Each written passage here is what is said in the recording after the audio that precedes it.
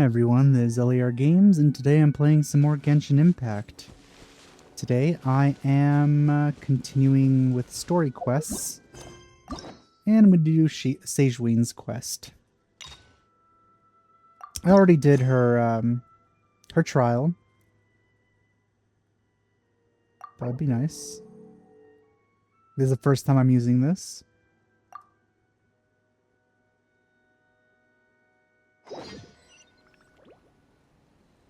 Okay, cool. So, at this point, I've already reacted to Sigewinne's character demo and her other stuff. Yeah, I'm not particularly interested. I didn't like her inside of the Fortress of Meripede stuff, and oh, whoa, look at that. The shadows reach pretty far in this game. That looks amazing. I've yet to go there at all. Actually, okay, before I do this, I do want to open up this area of the map because I actually have not gotten around to. This big hole is bothering me. So where should I start here?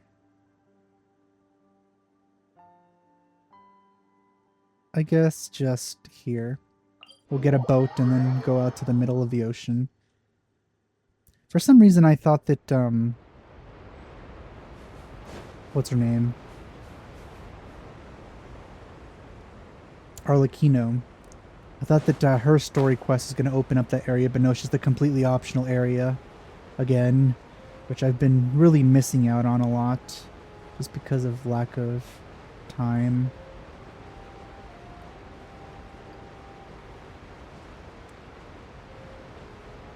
There's just so much that I'm just really behind on at this point in terms of world quests. Oh yeah, there's also this that they've added, which I'm gonna have to do, but I don't want to. I'm gonna have to do it because the rewards for that are actually like, you don't want to miss those. Unlike Spiral Abyss, where yeah, it's incredibly annoying, but all you miss out on is Primogems, but I've got plenty of those already because Genshin does make it really easy to skip banners most of the time. Most of the characters are not characters that I have to have. Like the last character for me that I had to have was probably Chevreuse, and I got her pretty easily, so never really had to worry about getting something difficult. Oh, that said, when we get to this island, I do want to roll for someone.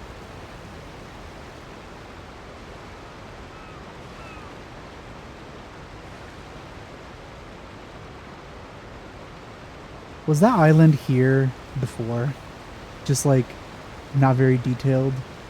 Or was it just completely added? Like just there was nothing there, now they're settling an island. I never bothered looking in this area of the map before.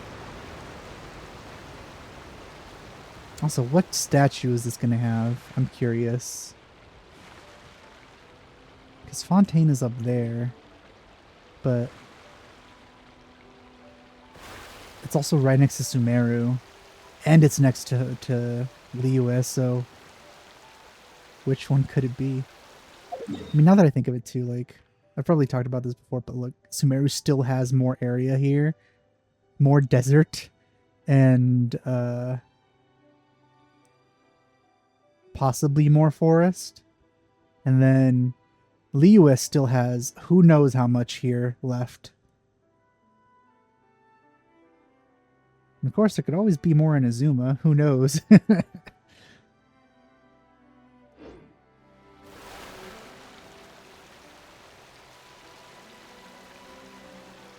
Oh, there was already a teleport point there. Whoops. Could have just Oh, there's a whole town here. What the heck? To be honest, I'm not a big fan of there being already pre-activated teleport points. that kind of defeats the purpose to me. When I've seen people play this for the first time and for some reason this teleport point over here has already been activated, I don't like that. That just seems to me pointless. The only reason I think they added that is for streamers that are like advertising the game, showing Fontaine for the first time. That's the only thing I could think of. Like, there's zero reason you would want to have a pre-activated teleport point.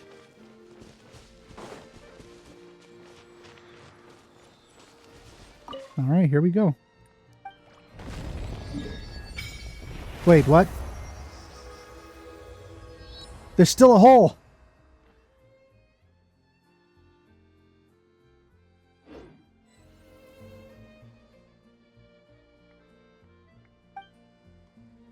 And that is Farina, so this is Fontaine.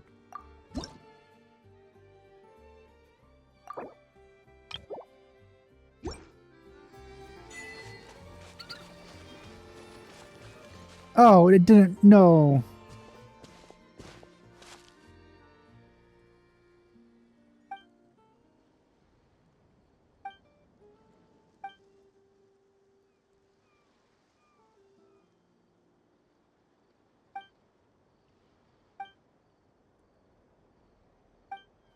So they're just... Hey, that guy is like under a spell or something.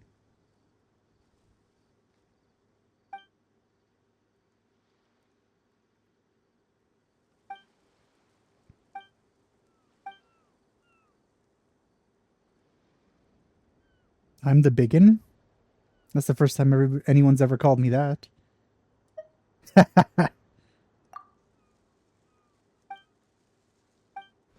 Yeah, no, stop. I wasn't gonna... Ah!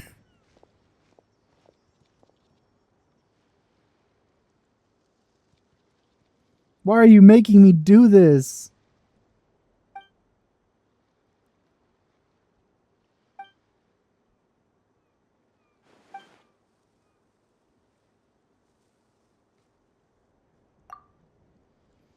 Hmm.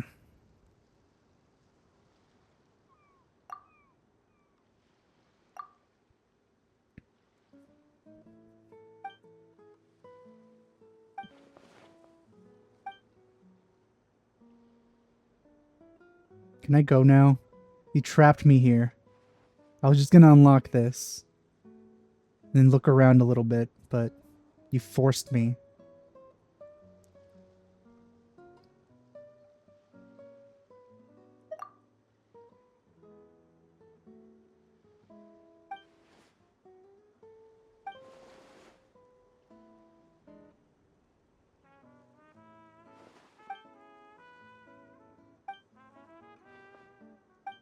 Oh wait, we're fighting adventurers? That's a first, actually. Hold the line. Shower me with positions. They're fighting like treasure hoarders.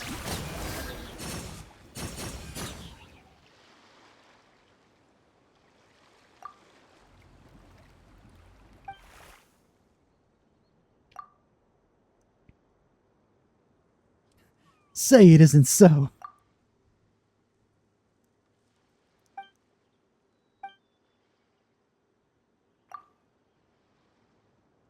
Oh, I could have just teleported away when we were fighting.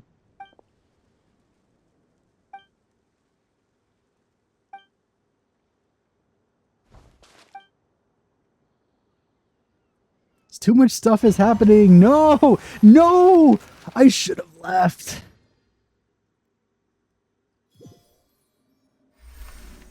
Are you kidding me? I mean, this looks really cool, but this is not what I want him to be doing right now. Why are you making me do this? Ah. His name's redacted. You're finally awake. You were trying to cross the border, right? You and that thief over there.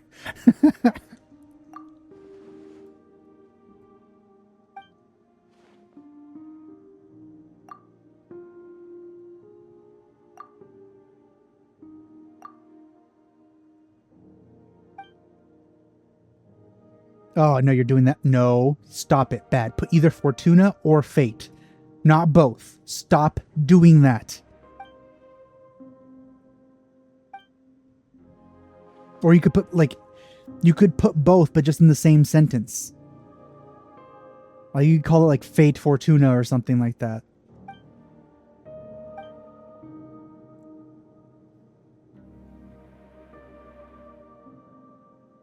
It is really cool looking, but I really did not want to be doing this right now. It's so jarring when I'm like, the purpose of recording is just a single quest, but then other quests are mixed up there. So like, it makes for a very fractured playthrough. Or a fractured series at the very least in terms of like a YouTube video. Wow. These visuals are amazing. Just didn't want to be doing this right now.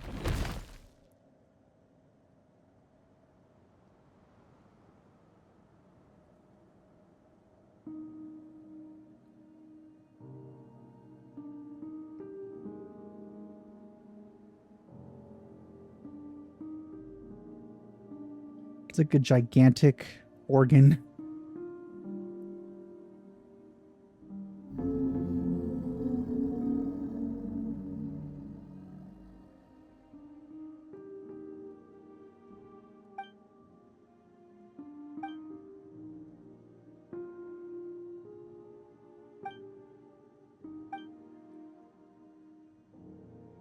I mean, it being called the symphony makes sense.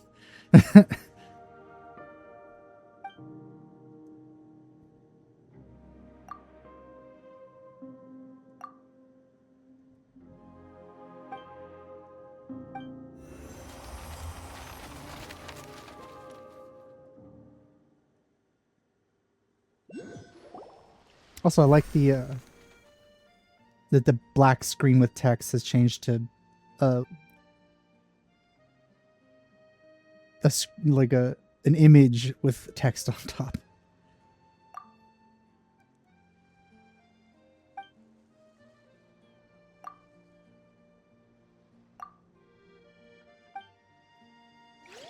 Okay, let's God damn it, I started another one. Really wanted to avoid that. Yeah, I'm not getting close to you just in case something like that happens again. That's not what I wanted to do.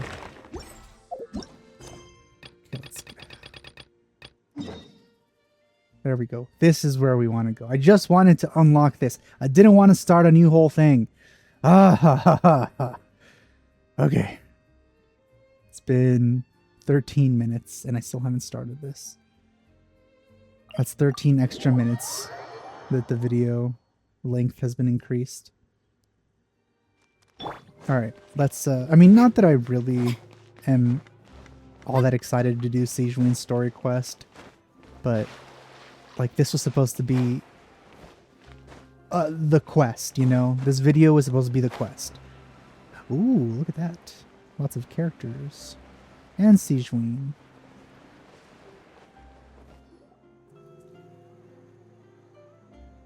This shop looks popular today. Wonder what the occasion is. Butterfly Dew Cosmetics now on sale. Huh, looks like it. Oh, Sigewinne's here too. She's so colorful. Hey there, Sigewinne! Hello there, Traveler and Paimon. I hope you're keeping yourselves fit and healthy. You bet we are. So anyway, what Whoa, are you look at that doing new here, animation. Sigewinne? Also, I think that wave was a new one too. The Duke insists I take regular vacations in the court of Fontaine. This one just so happened to coincide with a promotion for a new skincare product, so I came over to take a look. I like to keep up with the latest industry developments when I can, to help me with my magazine articles. Wait, you write? For a magazine? Which one? It's called Beautés en Fleur, and it's run by the Fontaine Beauty Association. I've done lots of articles about skincare for them, using the pen name Romaritime Beauty and Flower. Flowers. Oh, I think. wow! You're Romaritime Flower? If Paimon's not mistaken, you're one of the leading figures in the Fontaine Beauty Association! What's so weird about that? Everyone loves beauty. Ah, that's adorable. I really like this role. The staff at cosmetic shops are always so polite. And as long as I wear a big smile on my face, I always get the best customer service. You manipulator, you. Well, they sure don't want to make an enemy of the Romaritime flower. Obviously, it's because of Sigewinne's love for beauty. Still, a leader of the Beauty Association? That's incredible. The truth is, I study this field because I cherish my own appearance. It has nothing to do with being beautiful or not. Clearly. Oh, the words of a master beautician defy comprehension! Oh, wait, you're saying that natural beauty is the highest form of beauty, right? Not really. Actually, Melusine aesthetics are very different from human ones. We don't view humans based on their appearance. If I had to describe our approach, I'd say it's based on cuteness. Cuteness is appearance. Stop that. Oh, really? Yep. Still, I really value my current appearance, and in the process of taking care of it, I've ended up learning quite a lot about skincare and stuff. It turns out, my knowledge and experience is pretty popular with beauty product lovers. It came as a big surprise to me, though. Oh, Paimon gets it now. But speaking of your appearance, how come you look human anyway? Are you, like, only half Melusine? Do not the Melusines. Someone might have, not listened to that. Nope. Ooh, wait, sorry. That was probably really offensive, wasn't it? No, I don't mind. I'm not mixed, though. I made a decision to turn myself into this form Wait, a what? very long time ago. You can do that? If you're interested, I could tell you the story. Why not make yourself taller? A shape-shifting story? Oh, heck yeah, of course we're interested. Oh, you forgot that second line there, Paimon. Once upon a time, long ago, humans rejected Melusines, and Melusines feared humans. There was one Melusine who became fascinated with human medicine, but no human wanted her help. And there was one girl who liked Melusines, so no humans would make friends with her. So, the Melusine became the girl's friend, and the girl became the Melusine's patient. Your checkup's all done. You're still in perfect health. So that's what she looked like. Thank you, Dr. Melusine. In this game of doctor and patient, a friendship was born. Then, one day, the girl fell ill. The Melusine was the only doctor to arrive on time, but the adults sent her away. Scram! Melusines can't be trusted! So just because I'm not human, I can't save my best friend? In desperation, the Melusine approached the frightening witch. Interesting. She begged and begged until she got a reply. If you take this potion, concocted of sin, you will gain a human face and grow human limbs. Of sin, so like Then, Fontanian you will stuff. lose everything that attracted this friend of yours to you in the first place. Can you accept that? The Melusine did not hesitate for very long.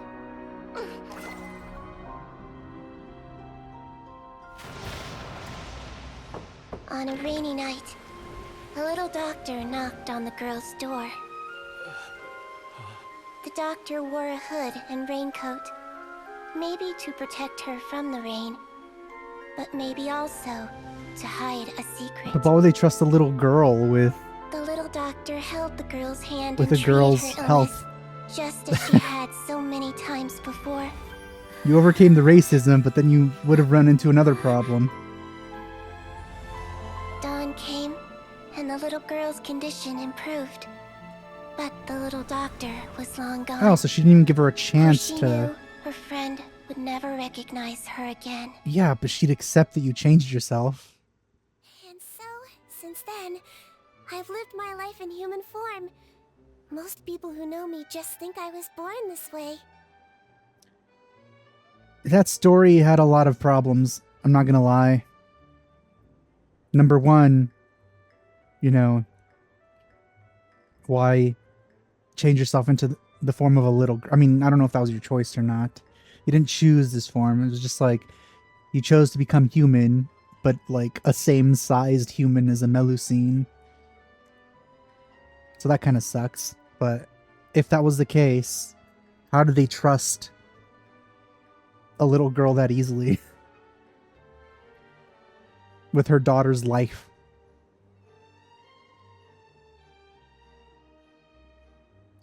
That's what I don't understand. Ooh, a witch? A potion? Why does this sound like a fairy tale? Wonder if it was one of the Hexen Circle. Trust me, it's a true story. Must be the way you told it then. It just sounds so... Yeah, not every Melusine would take human form to save their human friend. That must have been a huge decision. Treating patients is a doctor's duty. We must always find a way, even when the going gets tough. Ugh. It's so crazy that they turned you away just because you were a Melusine. Especially when their daughter was so sick. But they didn't turn away a 10-year-old. Well, sometimes appearance can be a real barrier. But that was a long time ago. I like how I look now anyway. Paimon too! You're super cute this way. Attention customers! Thank you all for waiting. Now, on behalf of our skincare partner, I'm delighted to announce that our exciting new product is now officially on sale. Whoa, there we go. Let's have a look, shall we? Oh, Paimon, if you want to buy any skincare products, I'll be happy to give you some suggestions. Really? Personal advice right from a leader of the Fontaine Beauty Association? What an honor! Maybe Paimon will finally get a new outfit. That would be nice. Allow me to introduce our newest skin lotion, Butterfly Dew. I'm sure many of you have already read about this product's trials in the newspapers. To say that it improves skin quality is an understatement.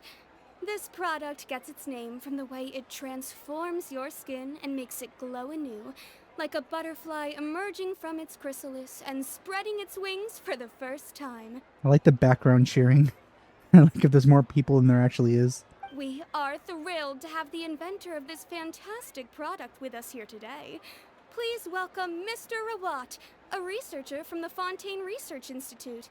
Now, without further ado, I'll hand over to Mr. Rawat to tell you all about what Butterfly Dew can do for you.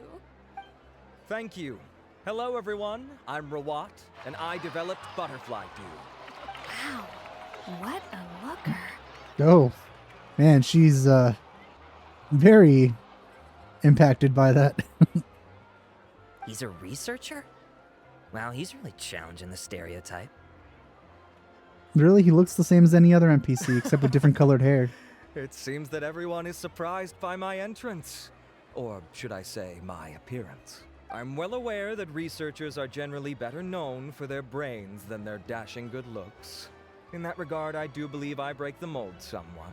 Of course, appearance is a skin-deep way of defining a person. And yet one's appearance can be a very real set of shackles, holding a person back in their life. It can rob a young person of their self-confidence when applying for a job, dissuade a young lady from approaching the one she loves. Our actions are at the mercy of our appearance, and we slowly become the very person that the outside world sees us as.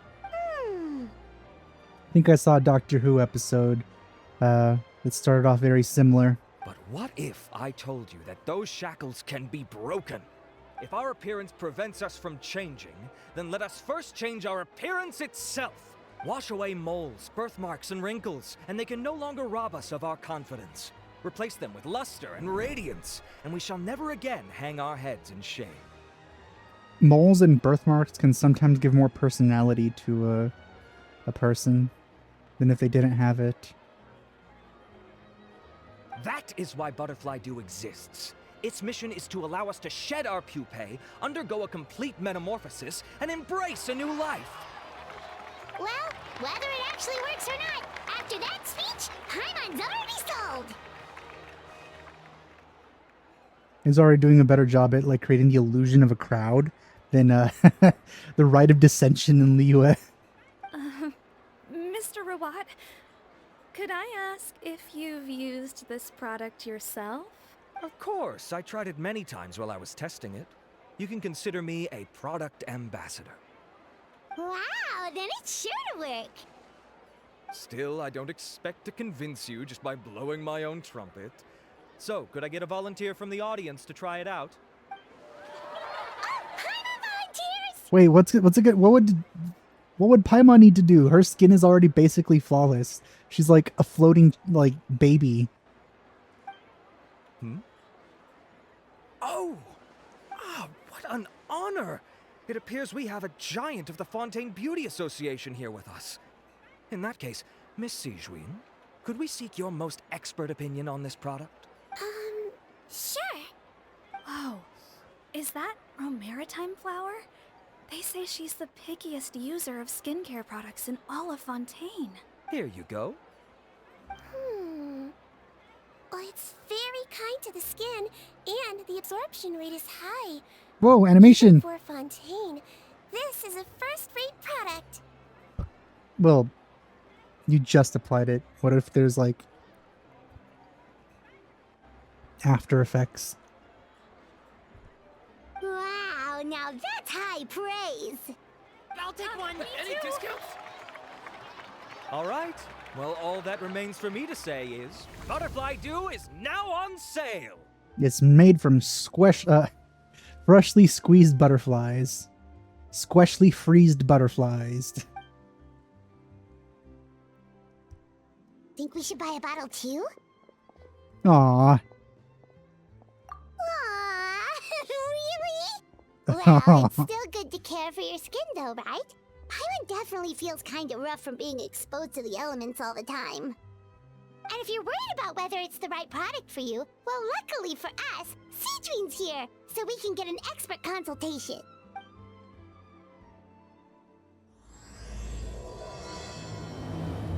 That's ominous. You don't need any Farina, you're perfect already. It's an honor to receive such high praise from you. To be honest, I was also hoping you might be able to point out some flaws in the product so I can keep improving it. With most skincare products, the pros and cons only become apparent with long-term use. Yeah, so you're very quick to praise it. Oh yeah, this one has instant benefits, improving skin quality without any obvious side effects. It's one of a kind. Well, like you said, prolonged use. So even though it has immediate effects, prolonged use might have a bad side effect. Don't worry though, I plan to keep using it, and I'll publish regular reviews in Beauté Sans Fleur. You can read my thoughts there. All you need to do is subscribe. And like. Oh, I was hoping for a more casual conversation, but you are a beauty association leader after all. I understand if you want to keep this professional. Sigewinne? Oh, excuse us, Miss Beauty Expert. But do you think this product is a good choice for me and him? Wait, are you the renowned traveler? Instantly recognized once again. Why, yes, I am. That's right, and by his side, the equally famous Paimon. That animation's new too. Wow, they're doing a whole bunch. Well, I don't normally handle customer questions personally, but since it's the traveler asking, allow me to make an exception. Butterfly Dew is made for all skin types, so no matter who you are, you can rest assured that it will be kind to your skin. If anything, it might be marginally more effective on Fontainian's skin, but other than that, it works the same on everyone. Why would it work better on Fontainians? In the interests of protecting my trade secrets, I'm afraid I can't answer that, Miss Paimon. So my theory is that it's for a similar reason as why the potion Sigewinne drank had original sin. It's probably made from that primordial seawater. But instead of turning you like fully into like water, it's such minuscule amounts that it just softens your skin or something. Alright then. How about a friend discount? Save yourself the trouble. I'd be greatly honored to have both of you use my product. Here, take 2 bottles for free. Yay! Paimon's private fund survives! I can see why you might think that, but please don't misunderstand. This gift is simply a token of my esteem. There's no business motivation behind it. To me, finding new customers for Butterfly Dew is about meeting kindred spirits, fellow admirers of physical beauty. I consider it a labor of love. I am a fan of physical beauty. Admirers of physical beauty? Eesh, that's embarrassing to say out loud. It sounds so shallow. Yeah, but it's also the first thing you usually see. The more important stuff comes later. It's nothing to be ashamed of, Miss Paimon. Most people claim to desire inner virtue, but it's still physical appearance that turns their heads. He's right. This is a fact of life. It's only natural for people to desire to become beautiful. And that's exactly what inspired me to choose this research direction in the first place. You're right. Everyone loves beauty, don't they? Look at the time. My apologies, but I have other things to attend to. I'll leave you with these 2 bottles of Butterfly Dew, and I look forward to seeing you again.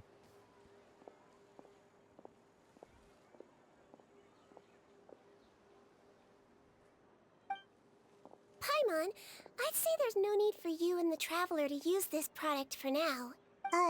Why? Is there a problem with it? The quality is fine. I just think there's room for improvement. I think I could add some ingredients to the mix to make it more effective. If you don't even know what it's made out of, how would adding ingredients to it improve it? You don't know how it would react to the other ingredients. Really? Then why didn't you tell Rawat about that? Researchers are a very special breed of human. You can point out their flaws to their face and they won't mind very much. But if you tell them that someone else could do a better job, ooh, now that'll make them really upset. If I'd mentioned it, he probably wouldn't have given you those 2 bottles for free. Fair enough, that makes sense. If you're interested in the more effective version, I can write up a list of ingredients for you. Just come get me once you've gathered them. When you say more effective, you mean it'll make Paimon even prettier? Ooh, how can we say no? Well, I wouldn't say you're pretty, but you're very adorable.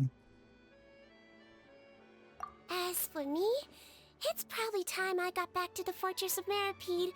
I mustn't leave the infirmary unattended for too long. Alright, see you there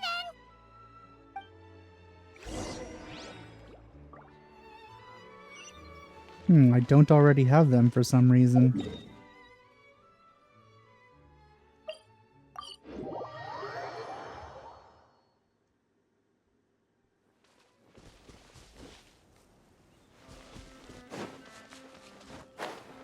Just up ahead, Traveler. The ingredients for Sigewinne should be nearby.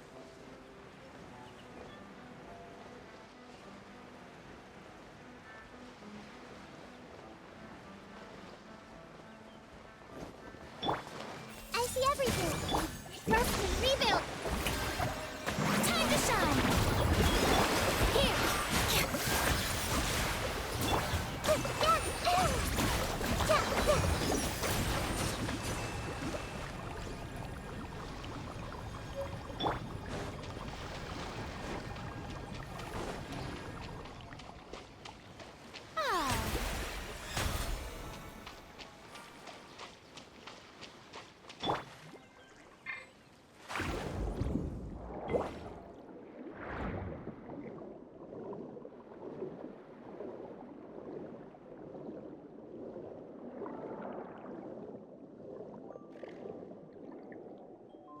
Hmm.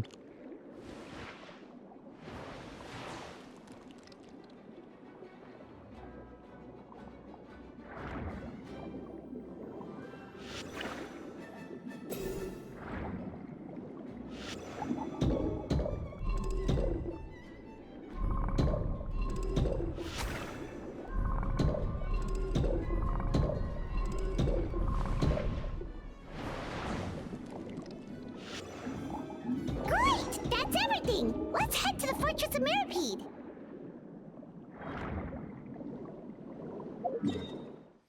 Not my favorite place in the game, that's for sure.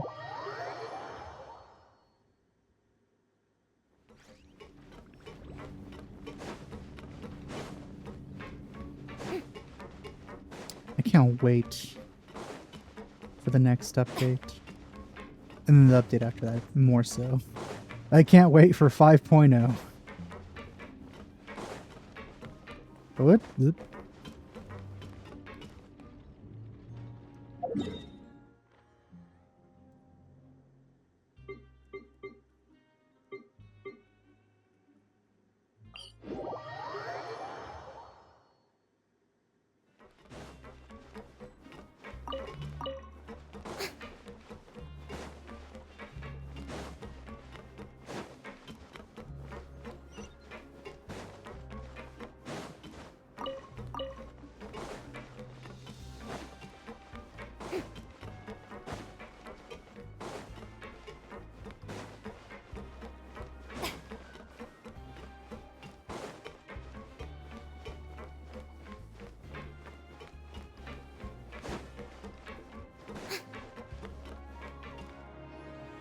Whoa, the infirmary is packed. Please, you have to believe me. I saw it with my own eyes last night. Another me. He looked exactly like me. Got it, okay. I've written down everything you told me. Now, I have a few tests to run. Take a deep breath, and don't worry, it's nothing to be nervous about. First, which finger am I holding up? Your index finger, but I'm telling you, my mental state is fine. I'm not crazy. Very good. Now, on to the next. Hey there, Your Grace. It's been a while, huh? Ah, it's you two. Indeed it has. I would offer you some tea, but I'm afraid the timing is unfortunate. Duty calls. No worries. Actually, we were looking for Sigewinne. Do you, know what all of this is about? This inmate came running to the guards in a panic, claiming to have seen his exact doppelganger. A doppelganger?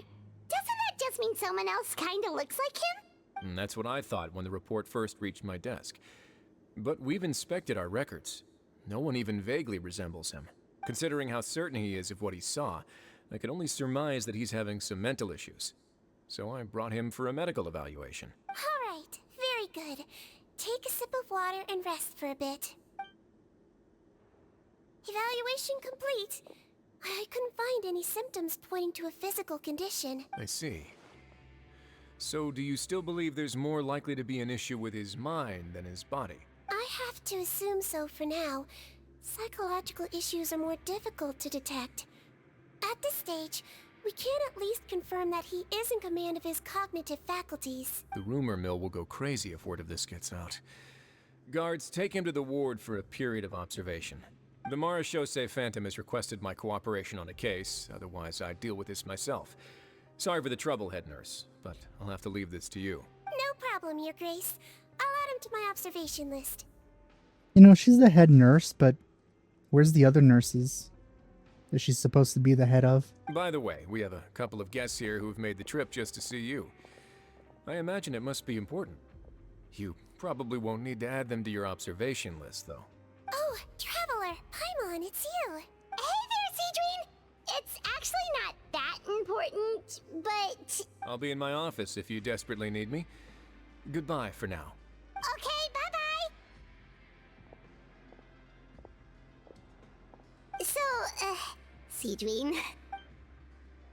Would you mind waiting for just a moment? I have another patient to see. Just find an empty bed and take a seat. I won't be long. Oh, sure! Sigewinne, we've brought him. And he seems to have taken a turn for the worse again. Okay, don't panic. Let's start by sitting him down here.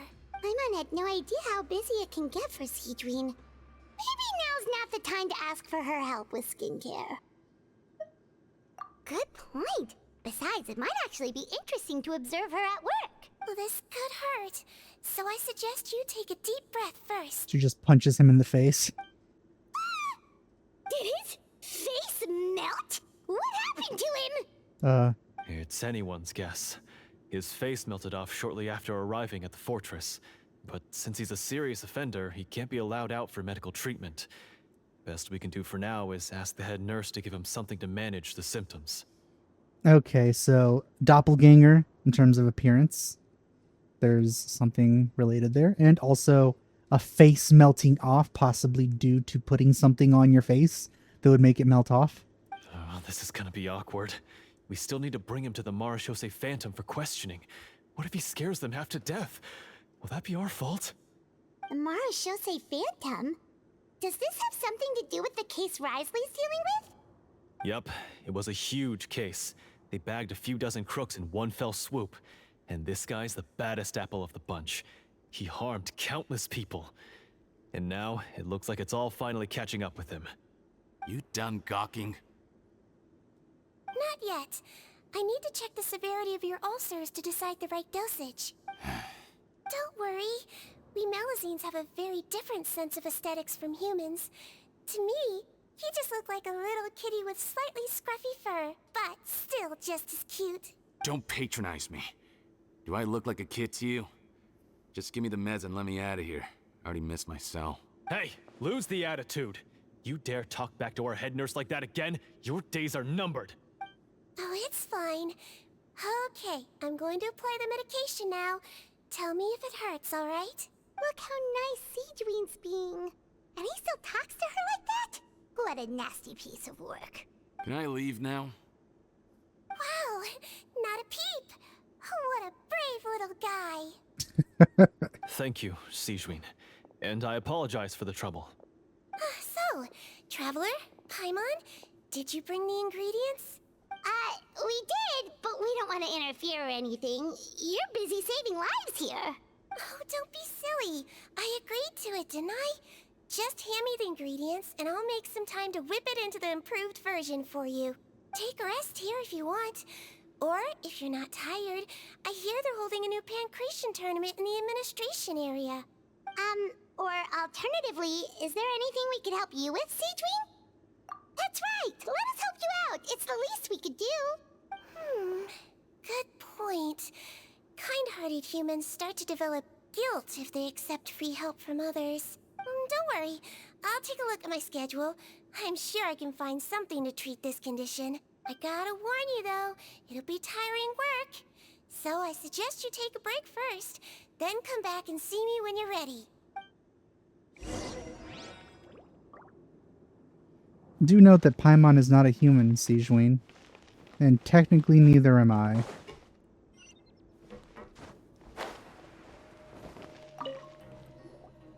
We're ready, Sigewinne. What's our first mission? I found the perfect job for the Traveler. First, I'd like you to lie down in this bed.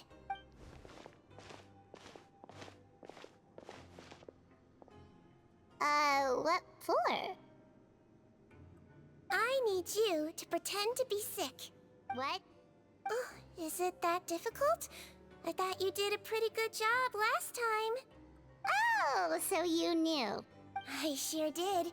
He was way more interesting than the usual malingering inmates, and you played along very well, Paimon. I observed you two for quite a while after that. Well, this is awkward. But why do you need us to do it again now? No time to explain. My next patient will be here any second. Oh, please, just do as I say. You can, pretend like you've got a nasty headache, and throw in some dry heaving for good measure. Okay. That's a new animation too, or a new pose at least.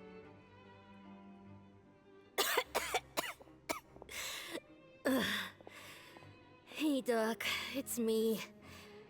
I'm only here because my mom won't stop pestering me about it. So annoying. Why is there a little kid in here? Well, your mother has enough on her plate with a busy job.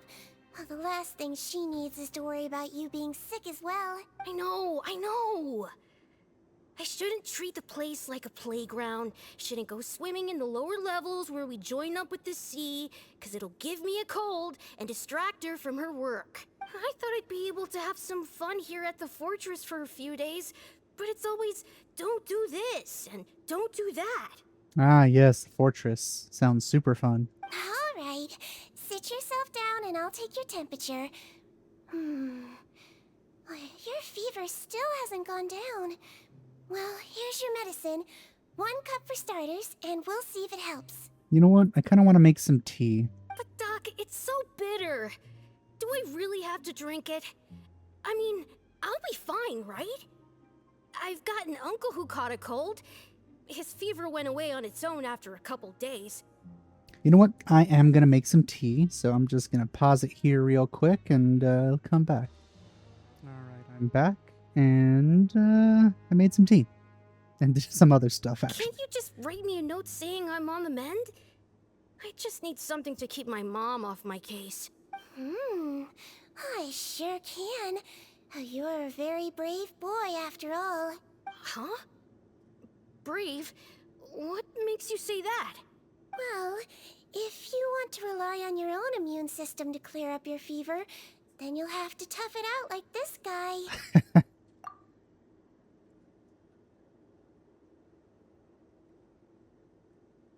Hang in there, traveler! Are you gonna puke? Paimon can get you a paper bag! As long as you're tough enough to get through the nausea and dizziness caused by the high fever, you'll be right as rain after just a few days' rest. And if I'm not tough enough? Hey! Wake up! Wake up! That's also new. Put it this way. At least you'll never have to see the doctor again, right? I think maybe I'll take that medicine after all, if that's okay. Master manipulator, as always. Oh, of course. Here, it's still warm. It's so bitter. What was that sound? All done. Great job, you two. That kid really doesn't know what's good for him. His mother's a guard here. She's been working Okay, that makes back-to-back sense. shifts lately. But unfortunately, his father's away on a business trip right now. She had no choice but to bring her son here for the time being. He was quite happy at first. He seemed to think that the Fortress of Meripede would be all fun and games. I don't know why he thought that. So you made us put on that act just to scare a kid into taking his medicine? That's a pretty sneaky trick. Seems like there's a whole side to Sigewinne we never knew about. No, we know about this. We've known about this. People seem to forget. She's like... I mean, she's not really a sociopath because we're comparing her to human terms. But, like, she's not human and she just looks like it. So whenever she acts inhuman, as in not having human emotions and mimicking humans just to make them accept her, we tend to accept her. I mean, accepting her is fine, but like, I mean, accept her as human, which I don't think we should. You shouldn't trust what she says if she looks cute or says something endearing or something like that, because it's just an act. It's a technique I learned from my teacher. Oh, you had a teacher? Was she a Melusine doctor too? She was human. She passed away a long time ago. Oh, sorry. Oh, it's fine. I really liked my teacher, so it's always nice when I get to talk about her with other people. She was a traveling doctor, and since she didn't have a clinic, she'd go out and visit her patients wherever they were. Dealing with the badly behaved ones was her specialty. She used to say, if you can scare the little brats into taking their medicine, you won't have to hear them wailing and screeching when their condition gets worse. Huh, she sounds like a pretty strict teacher. Strict? Well, that's not how my teacher saw it. She thought of herself as terrifying to kids. Strange way for a doctor to describe themselves. Now Paimon's curious to know what she looked like. As it happens, I actually have a picture of her. No, she's just an old lady. Oh, wow, yeah, okay, that'll terrify the kids. Yep. All the children she treated thought she was a witch. So is she the one that turned you human? Why does it almost sound like you're envious of her? Oh, because I am. If she was here, all the children would take their medicine without any need for tricks. A doctor who looks like a witch. True, they wouldn't dare try anything funny with her around. Oh, me, on the other hand, it's hopeless. Children aren't afraid of me at all. That's actually a good thing, you know? Oh, my next patient should be arriving now. Would you mind lending me a hand again? Sure thing! On to the next mission!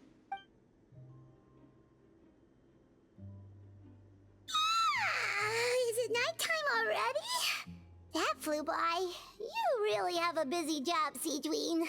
Well, thanks to you two, it was much easier today. Aww. Should we get some rest? It's getting pretty late. Oh, there is one last thing. I have to keep it confidential, so I usually leave it till after everyone's clocked out. Confidential? Are you sure you can tell us? Well, it's fine. You're not living here anymore, so it's okay if you know. All it is I have to prepare some ingredients to make healthy meals with. Wait, you mean those healthy meals? My patients refuse to eat any healthy meals I prepare in front of them, so I have to prep the ingredients in secret, then let the chef at the Coupon cafeteria handle the rest. Considering even the chef's version makes people uneasy, it really makes you wonder what's in it. You want to find out?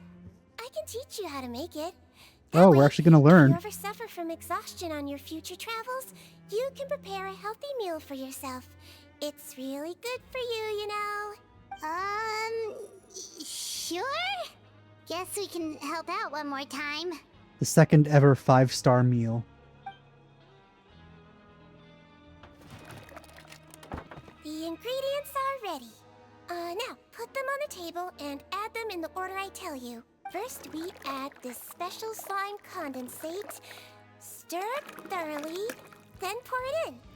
Oh, see that? It adds elasticity. It looks just like tasty jelly, doesn't it? Yeah! Yeah, it really does! Until you remember it's slime condensate. But you love slime condensate, Paimon. Next up, xenochromatic crystals. You want to crush them up into a fine powder, like powdered sugar. That just seems like it causes cancer. Wait, are those from Fontimer aberrants? Are you sure they're edible? Finally, we'll need some high-protein meat. Frogs are an excellent choice. You just need to clean their innards, and then you're left with some lovely, tender meat. Oh! Frogs. And we're done. All that's left now is to pack them into lunch boxes and hand them to Walsey. It is more like potion ingredients than food. Yesterday in the production zone, I noticed an inmate who's been working for 2 days straight. That means it's a healthy meal for him tomorrow. Sigewinne really does have the inmate's best interests at heart.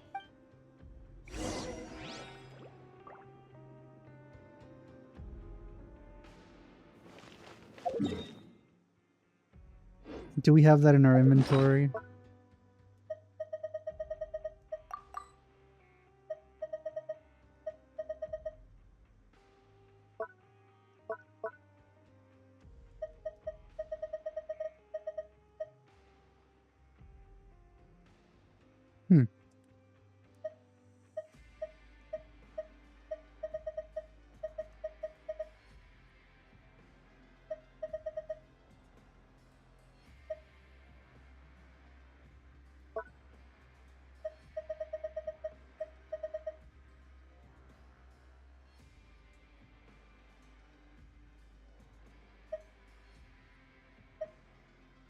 I have 3 cakes so far.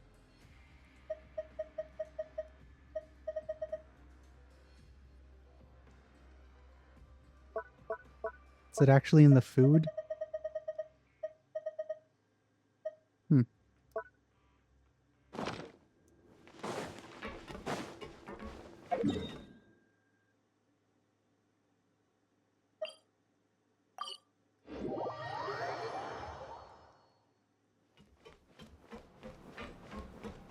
You're basically T-posing. There you go. That's better.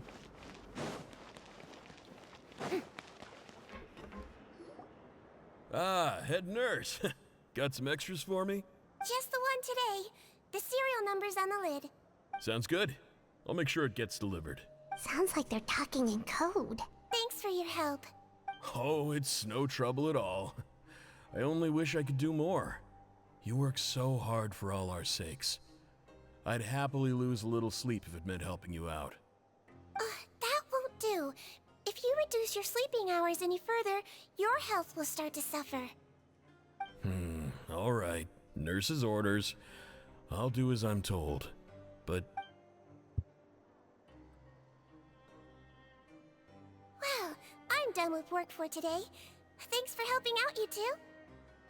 Seems like the guards and staff here have a lot of respect for you, Sigewinne. And just Head nurse, please, wait. I'm sorry to disturb you this late at night, but I think you'll agree, this is urgent. More people getting their faces melted. Okay, just relax and catch your breath. What's the matter? The guard at the observation ward, Odilon, he told me to pass on a message to you. One of the inmates there, the guy suffering from possible hallucinations, well, he seems to have made a sudden recovery, and now he wants to apply for permission to leave the ward. I think he was replaced by the doppelganger. Huh? Already? You were right to tell me. I'll have to examine him and make sure he's well before we discharge him.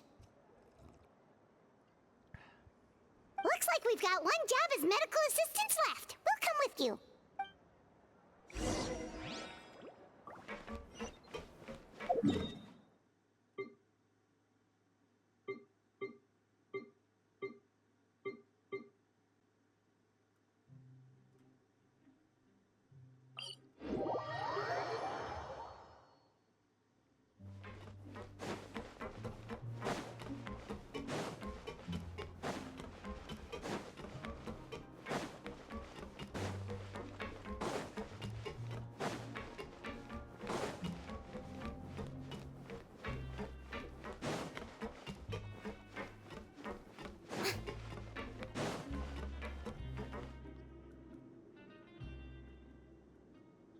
Ah, head nurse, you're finally here. I'm so sorry for all the trouble I've caused you, but I believe I've now made a full recovery. After giving it some thought, I'm sure that I was probably just seeing things. Stress-related, I imagine. I'd been working long hours, so I definitely wasn't in the best state of mind. I totally understand. Still, I have to give you an examination before I can discharge you, okay? So, take a deep breath and don't be nervous. It'll be the exact same procedure as we did this morning. We can start whenever you're ready. Again, so sorry. I was in such a state this morning, I barely recall anything. Would you mind taking me through it again? Yeah, he doesn't remember because he's not the same guy. Oh, not at all. It's a lot to remember. First up, we have a little cognitive test. Just concentrate and you'll be fine. To start with, which finger am I holding up? Your pinky. Alright, all indicators seem normal. So it was a stress-induced hallucination after all? Well, we've certainly had previous cases of mental illness caused by overwork, which is why I carefully observe everyone in the production zone. I wonder how I managed to miss the signs this time. Please, head nurse, you shouldn't blame yourself. I'm just still adapting, that's all. Pushed myself too hard, and I guess I couldn't take it. Thanks for looking after me. I'll be as good as new after a good night's sleep. And if you can give me the okay, I know I'll sleep better back in my good old dorm. It can be difficult to relax in an unfamiliar environment. Alright then, you can leave the ward. I suggest you take 2 days off to focus on your recovery. I'll take you off the observation list for now, so you're officially discharged. Great. I can't thank you enough, head nurse. Mr. Odilon, could you escort him back? Of course. I'm on guard duty in the administrative area tonight, so nothing will go wrong. You have my word.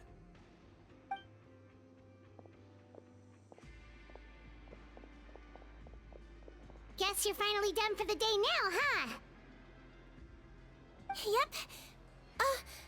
But I still haven't gotten around to making that improved lotion for you yet.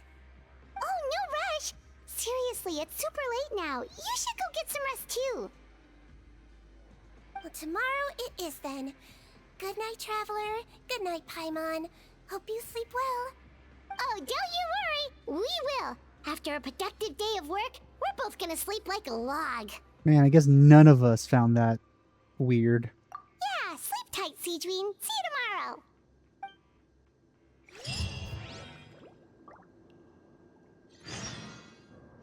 Switcheroo, exactly.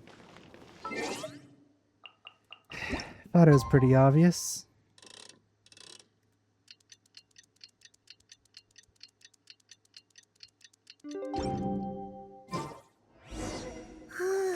Paimon really did sleep like a log. Let's go find Sigewinne. What's behind here? Where's this light coming from?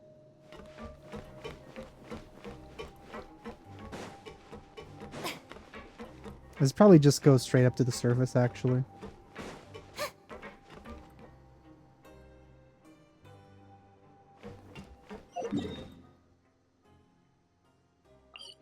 Whoops.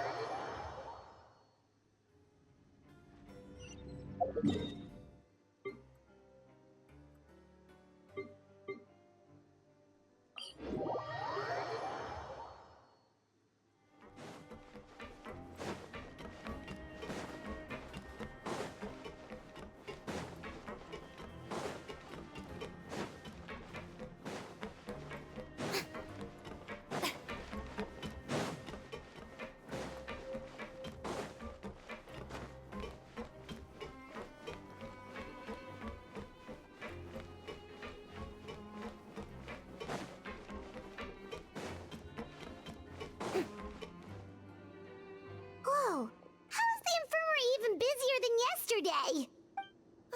Good morning, Traveler and Paimon. I have a few people here for a checkup, so you might need to wait for a while. Wait, what if that guy with whose face was melting switched with this other guy? No problem. Anything we can do to help? There's a bit of a complicated situation here. I'm still getting to the bottom of it myself. You have to believe me. I'm telling the truth. You're in a medical facility. Keep it down. Please, listen to me. I'm not Gascon. I'm Uy. Okay, I see what's happening. You're a horrible liar, you know that? We get all your mugshots with the arrest warrants. It's clear as day that you're Gascon. You mean because of the way I look? I don't know what happened. I just woke up like this. Then you guys dragged me in here for an interrogation. I brought you here to figure out what's going on. If you truly are the victim of an injustice, yelling isn't going to achieve anything. At most, it'll delay your vindication. All right. I get it. This is nuts.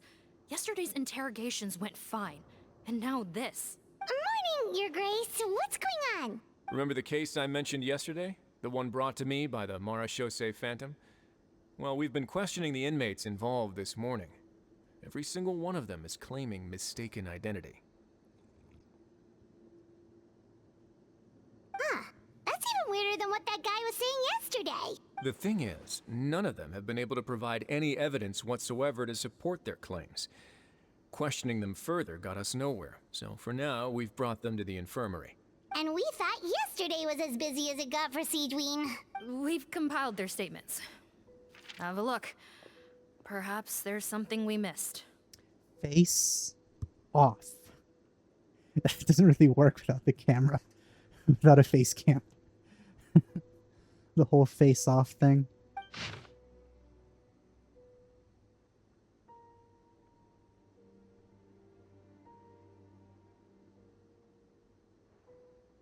Wait.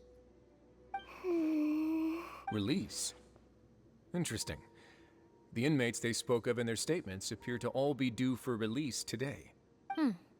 I noticed that too. If that's their plan, they're underestimating us a little. Every serious offender claims that there's someone else who just so happens to be due for release today. And they're expecting us to go along with that. All the more reason to be cautious. Lumberzar, check the release list for today and make sure no one gets processed. We're gonna need an excuse, though. Just say we're out of forms. and that we're furiously printing more as we speak. I'm on it. It's conceivable that our group of serious offenders somehow found a way to switch places with inmates who are about to be released, so they can walk out right under our noses. Huh. Seems he understood right away that it's a possibility in this world of magic and, well, weird things. We did consider that possibility. But I mean, just look at them. They match the warrants, period. How could there have been a switch? Only if they're dead ringers for the inmates due for release, I suppose. I gave you that name list yesterday to assist in your investigation. Did that help? Yes, the inmates' mugshots were attached to the list.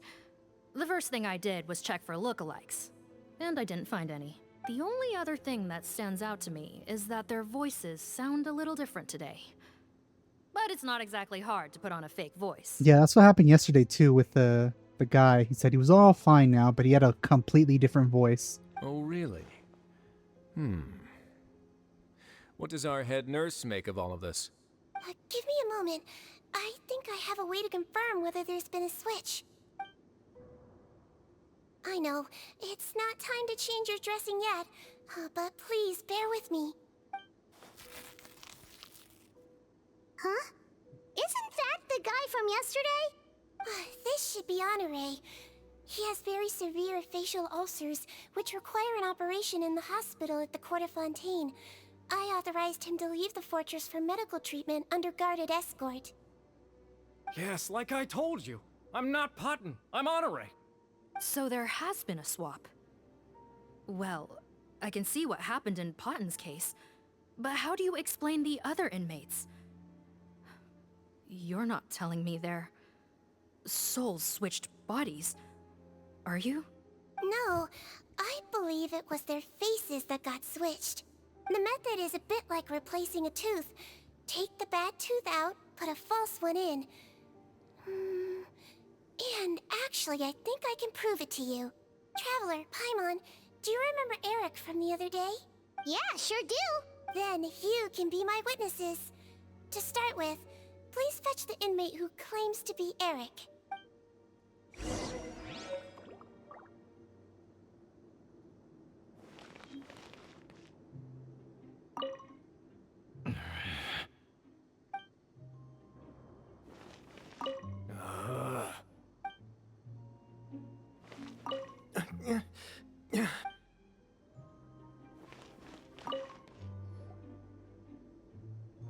So, you're Eric? Yes, head nurse. It's me. You do believe me, right? I need to do another examination on you.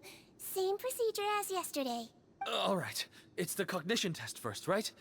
So I need to concentrate. Now, try to recall if you can. The last time we did this test, which finger did I hold up?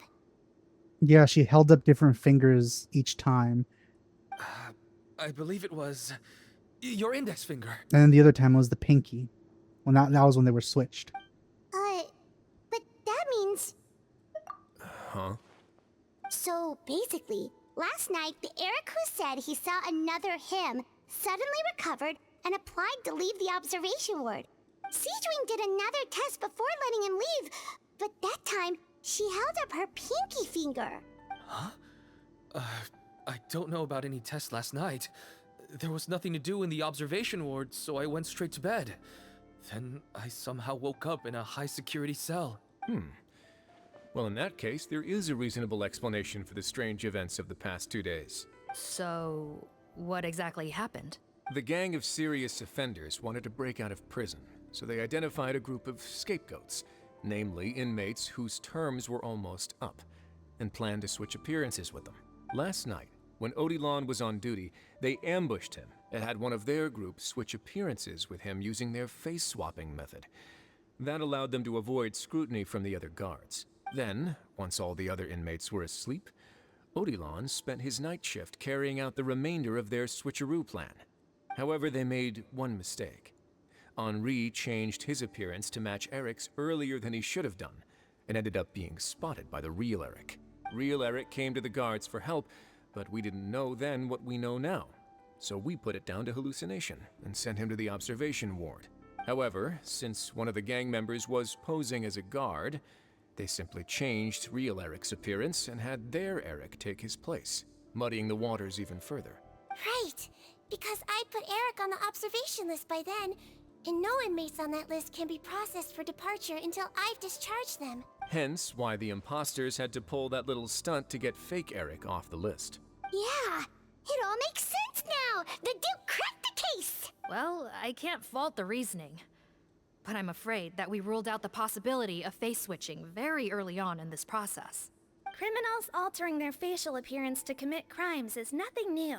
In fact, one of the explicit duties of the Malazines in the Marechaussee Phantom is to identify criminals in disguise. We carefully examined all the suspects, and there is no evidence that any means of disguise were used in this case. Huh. Well then, how do we explain all this? So far, it seems more likely that the gang stole documentation belonging to the inmates due for release, and are using that to commit identity fraud. Actually, there is a potion that can completely change someone's appearance.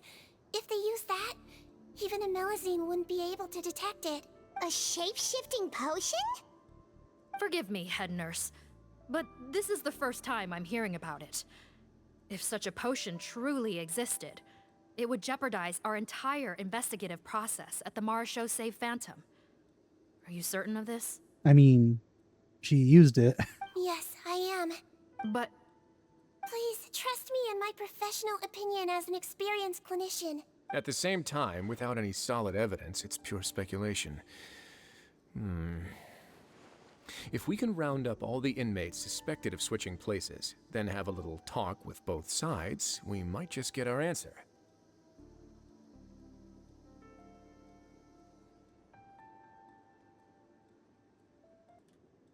Yep, let's do that. okay. Well, it was our negligence that meant we had to come and conduct these post-internment interrogations. And I know it's put you out. We'll do it your way. Your Grace, bad news. I paused the releases like you asked, but we were too late. A bunch of people already got processed 2 hours ago. I checked the list, and sure enough, it's all the people who gave statements. 2 hours ago? That's before today's interrogations began. They had this all planned out. So there really was a switch after all. They really pulled the wool over our eyes on this one. We should be able to catch up with them if we leave now, right? Not if that potion is real. They can just switch faces again after leaving the fortress. And if the Marechaussee's Melazines can't even spot them, we wouldn't know where to start searching. Yikes! So we're at a complete dead end!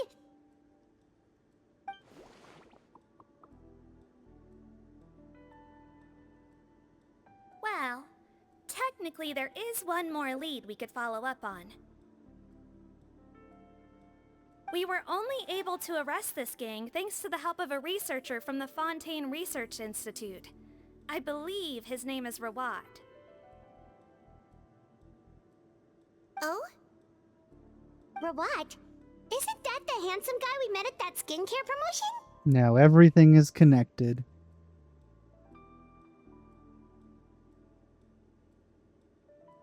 Handsome?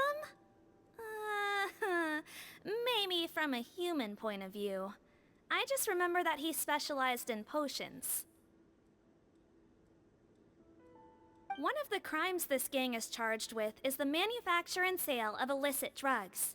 According to Mr. Rawat, they appear to have stolen technology he developed through his research and used it in their operation. At first, he thought it was a typical case of intellectual property infringement, and he tried to negotiate with them. But once he discovered their criminal operation, he reported them to the authorities. Thanks to his report, we were able to swoop in and arrest them all in one go. What a hero! Bet that took courage on his part. No doubt. This is worth following up on.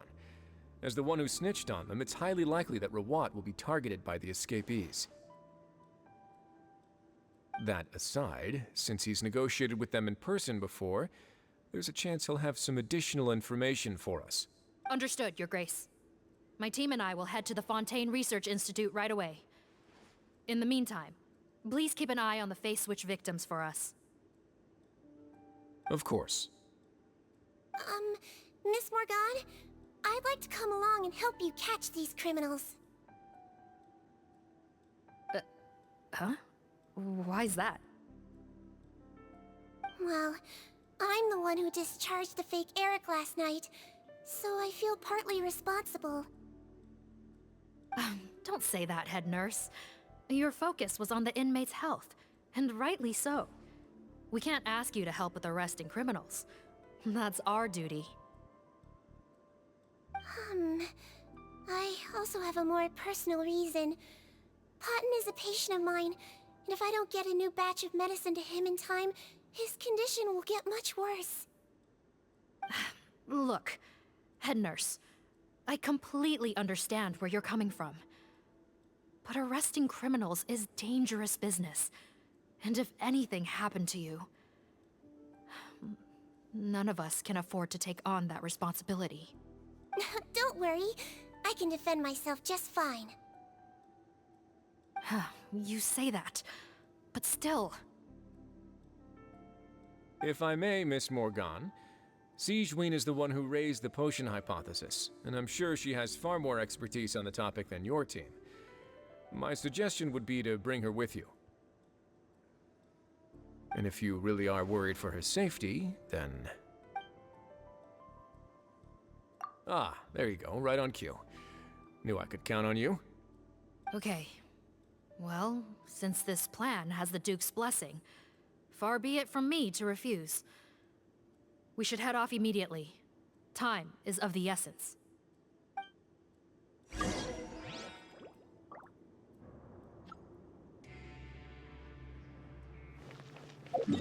Finally, we get to leave this place.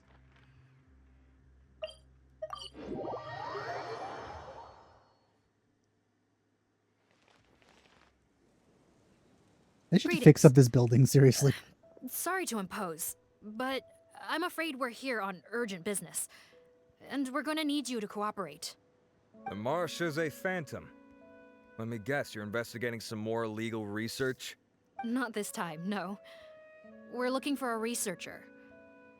Do you know where we might find Mr. Rawat? Rawat. Oh yeah, Mr. Handsome, right? He actually doesn't work on site here very often. There's a handful of researchers in the nearby area who know him pretty well, though. You can see what they know. Just a handful? Paimon figured he'd be the most popular guy around.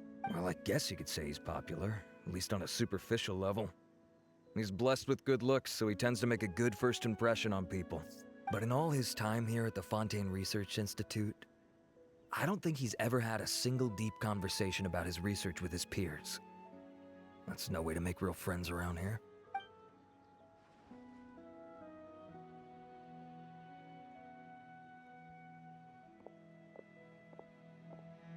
That's so weird. He definitely didn't come across like a recluse at that product promotion. I don't find that weird at all. He definitely didn't strike me as the kind of guy who's, good at making friends. Really? Paimon couldn't tell. Must be a Melusine perception thing. Okay, we should talk with his acquaintances. But we also need to check the Research Institute for any clues. Let's split up. It'll save us some time. Sure thing. We'll go ask around among the other researchers with Sigewinne. Paimon's suddenly kinda curious to know what everyone really thinks of him.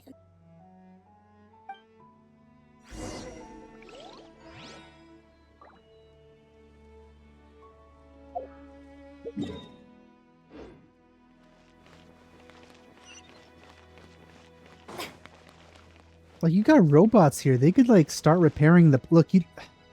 Even the cloth is all tattered. Couldn't you just buy some new cloth?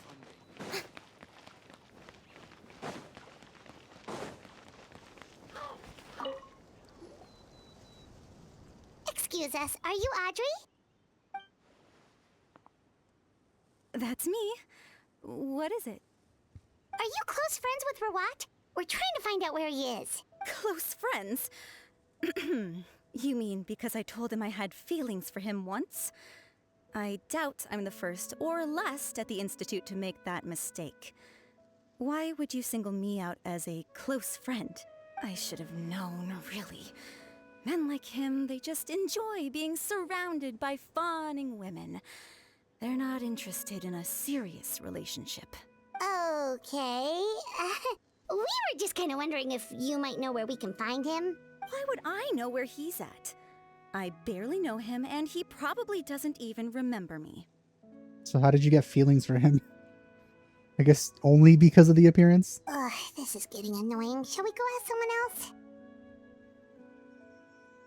I guess the feeling was lust. I think she knows Rawat better than she cares to admit. If we leave now, it might be a wasted opportunity. Maybe, but we're not going to get much out of her while she's in this state, are we? She's displaying symptoms common among people in love, if that's what you mean. But I know a cure. It's curable? Oh, we're still no closer to finding Mr. Rawat. Oh, by this point, he could be in grave danger. Danger? Wait, why are you looking for him again? Oh, that's right, yeah! The Marechaussee Phantom said that he's been targeted by some pretty bad people. We need to make sure he's safe. What? How has this happened? He seemed fine when I last saw him, and that was only a couple of days ago. Just happened to run into him, of course. Oh, I see. Well, do you have any thoughts on where he might be right now? Okay, but this is purely out of concern for his safety. If he's not at the Institute, he might be at his mother's place. I heard she raised him alone, that they had it pretty tough financially, and these days she's housebound due to illness. He makes regular trips back home to check on her. Oh, okay. Do you know the address? Nope, sorry. I only found out the thing about his mother because it came up in conversation once.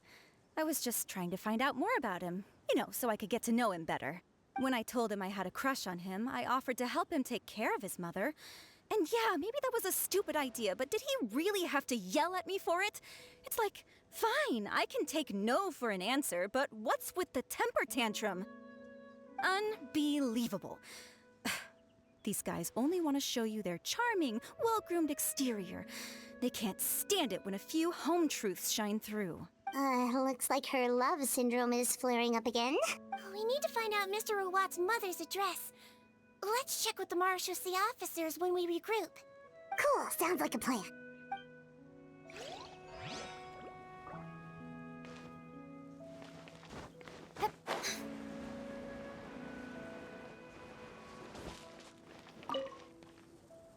Hey there, are you in Teep?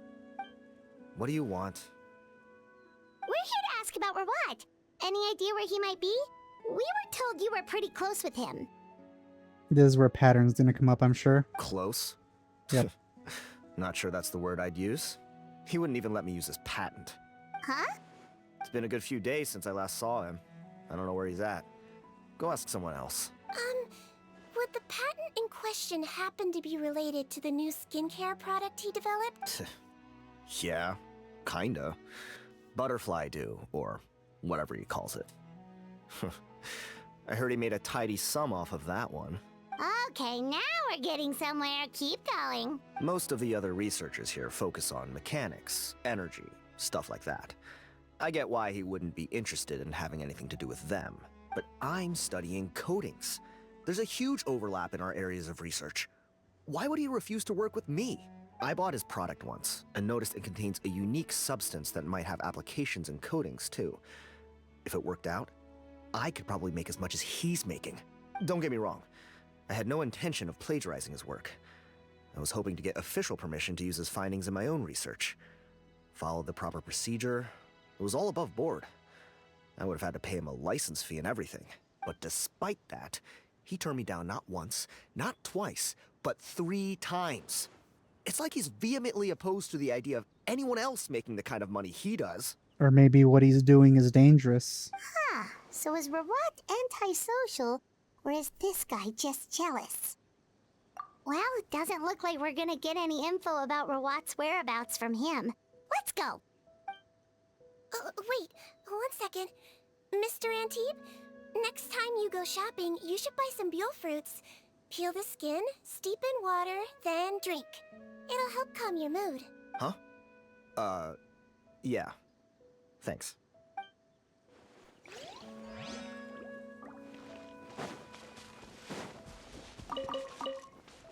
Since he probably doesn't know that Sigewinne is a nurse, he's probably going to ignore that.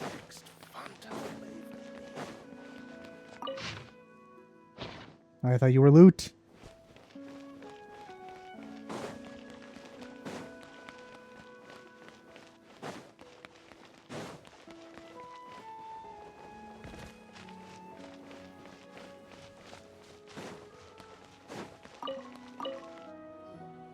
Sorry to bother you, sir, but are you Bertram?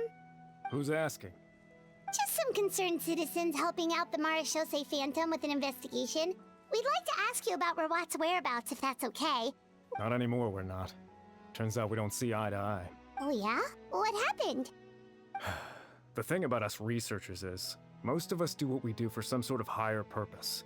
But not Rawat. All he cared about was how to commercialize his findings. He won't even let you work with him unless you sign a confidentiality agreement first. Also, he has better control over who gets which intellectual property rights. How are you supposed to get any meaningful research done working with a guy like that? Now that I've got my own technical solution for my compressor, I don't need to work with him anymore. So that's what Rawat is really like. We'd still like to know where to find him.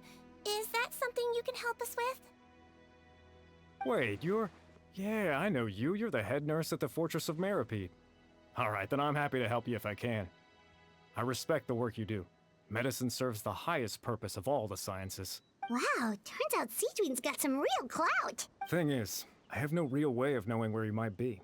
I stopped working with him 2 months ago, and I've barely seen him since. But if you want my advice, I'd say go talk to the peddlers. There's a few he meets with every other day or so. Maybe they know where he's at. Peddlers? Yeah, back when I was working with him, I noticed he met with them quite often. Wouldn't surprise me if they were involved in some shady business together, because it seemed like they went out of their way to avoid discussing anything in my presence. The little I overheard was about manufacturing and selling pharmaceutical drugs. Like I said, he's all about the money. Drugs? Doesn't he work with skincare products? Do those count as drugs? Who knows? I never cared to find out. He's the Morag rubber, not me. Thank you. You've given us plenty to work with. Welcome. Goodbye, and may we both reach new heights in our scientific endeavors.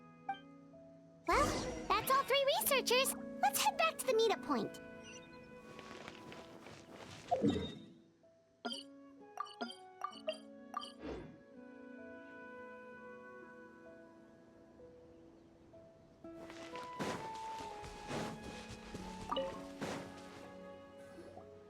You know, Paimon started out thinking Rawat was a handsome researcher with a friendly and cheerful personality. It's such a surprise to learn that his peers have a different impression of him. So what's your view of him now, Paimon? A handsome researcher whose difficult upbringing turned him into a profit chaser with a chip on his shoulder? So your thoughts about his appearance haven't changed at all? Well, his looks are kind of a big deal, at least in Paimon's opinion. How did such a handsome guy end up being so antisocial? Even with his difficult family background, it just doesn't make any sense. I feel there's one of the quests and characters that they should have actually, like, specially modeled to not look like a generic NPC. You can't judge a person solely based on their appearance. Head nurse. Traveler. I assume you've spoken with the researchers. What did you find out? Bertram mentioned Rawat's involvement with some pharmaceutical merchants. Do you know if he's registered any pharmaceutical brands? Since he was a whistleblower on such a huge case, I ran a background check on him. I don't remember there being any brands under his name. How strange. If he was so focused on commercializing his research and averse to sharing his technology with others, why wouldn't he have registered his own brands? Maybe he and his business partners needed to avoid public scrutiny? You think he may have colluded with the gang?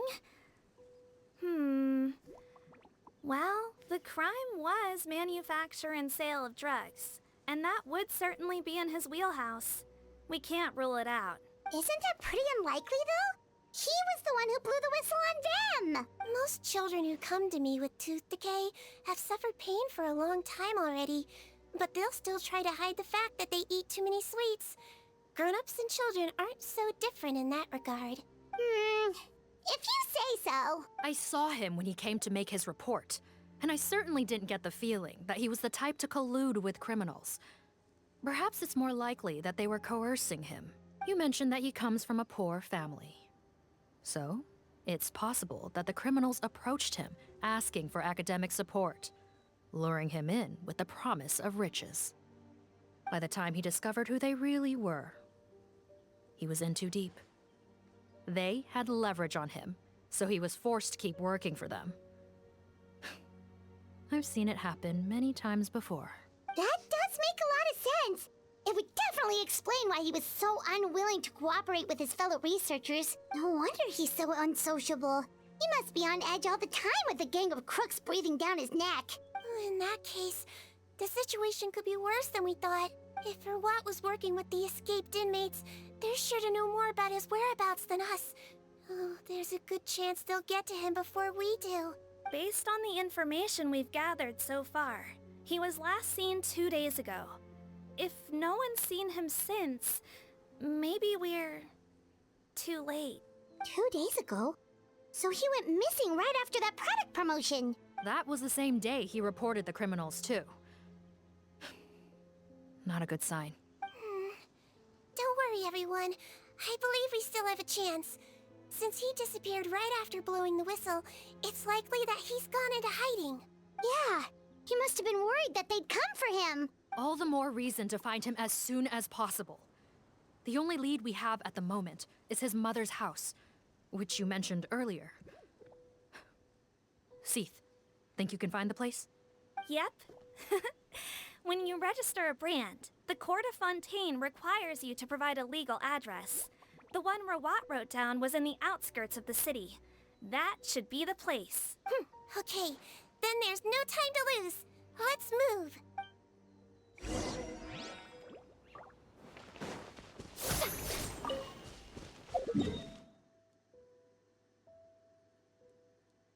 That is pretty far.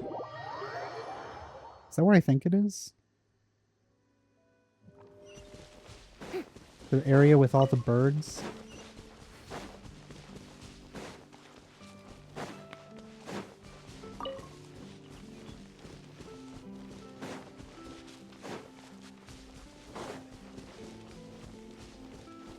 Let's ignore that world quest for now.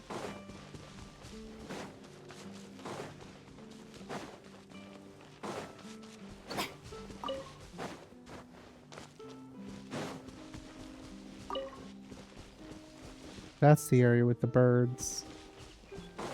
It is further than that. All right, this should be the house. I'm pretty sure this was the address. Okay, I'll knock.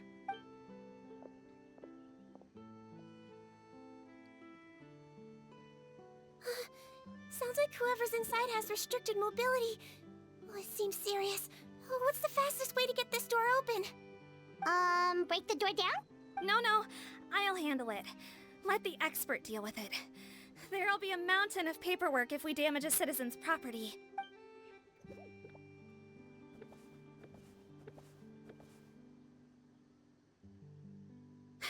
Calm down. Deep breaths. Remember your training. Control your strength. And... it's open! Seath, take a few people and lie in wait. Keep your eyes peeled for any activity around the house. The Traveler, head nurse, and I will go inside.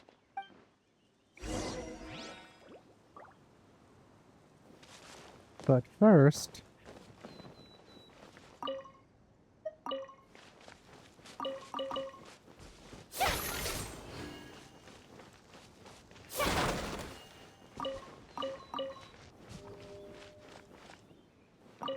I bet it's bigger on the inside. Cutscene? Hello! Oh. Anyone home? Oh, there. On the bed, there's an old lady. That's gotta be Rawat's mother, right? She doesn't look like she's in any state to be answering our questions, though. We could try, but she is very ill. We mustn't force it. Well, doesn't look like Rawat's here. She's the only one we can talk to. Yep. Allow me. Hello, ma'am. Might I ask if you're Rawat's mother? We are trying to locate him. There's a note under that cup.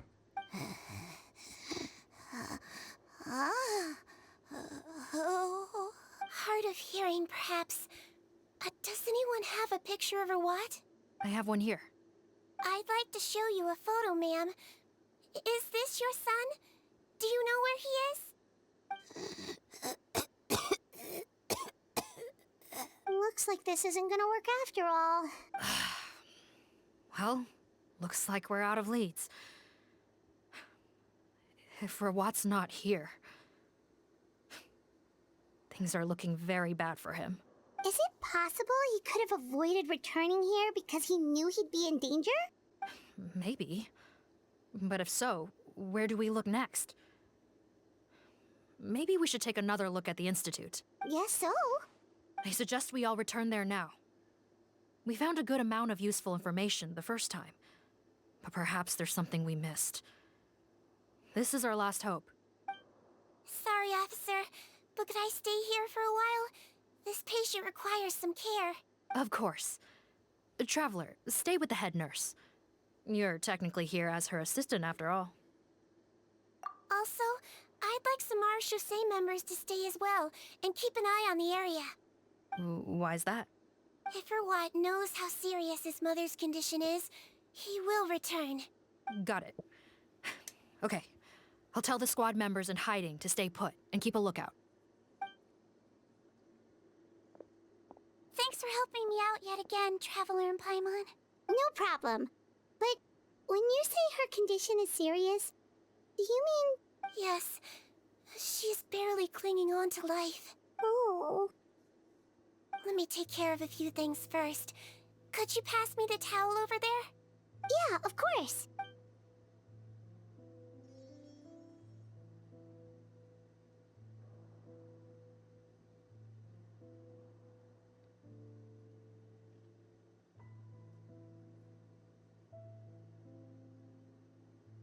I can tell that her family has tried a lot of different treatment methods, including some very expensive medicines.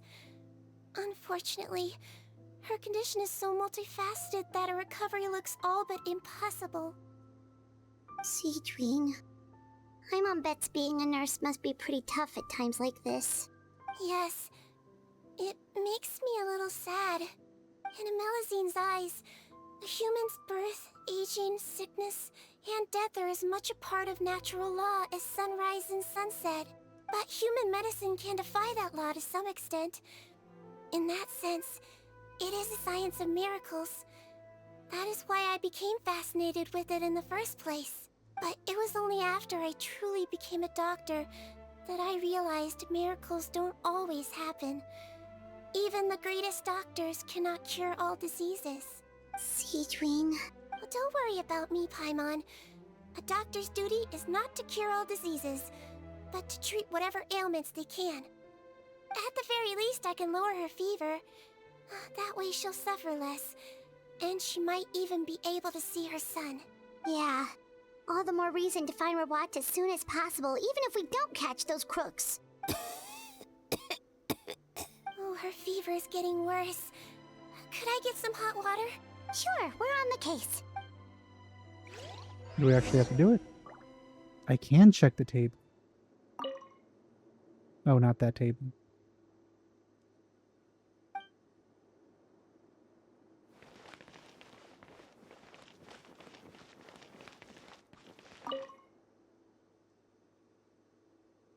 Probably because he used to look a lot different than he does now. I feel if she saw that photo, she probably wouldn't recognize him, since he did say he experimented on himself. Probably did that before he started working at the Institute.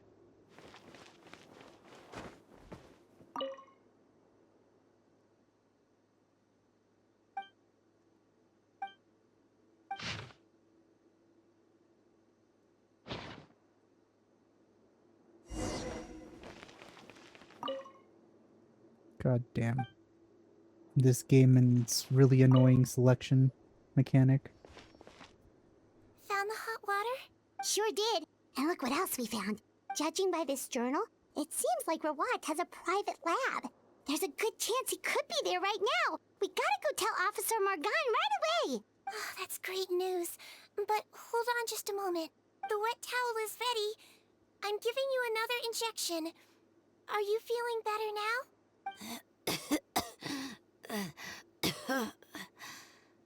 It's all right. We'll go bring him back. Please hang in there. Thank you.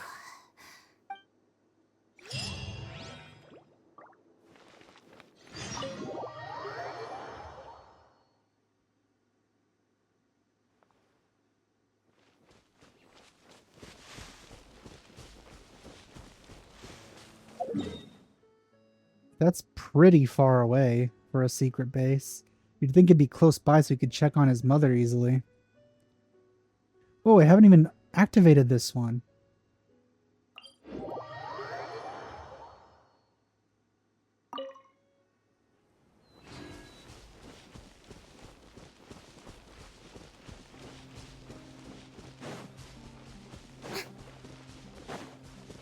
Might as well go activate it now.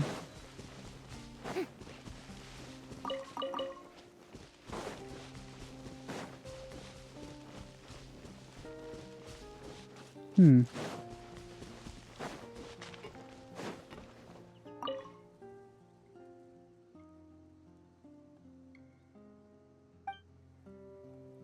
Have we been here?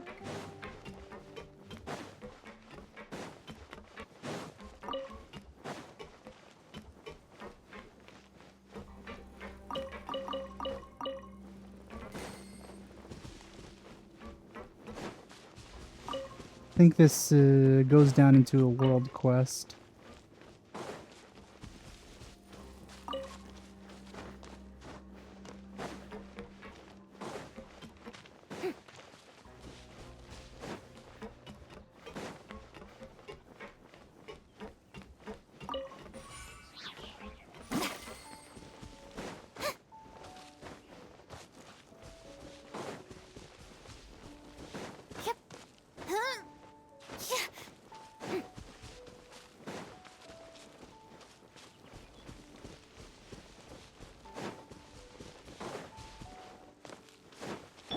Everyone hold hands. Hold the line.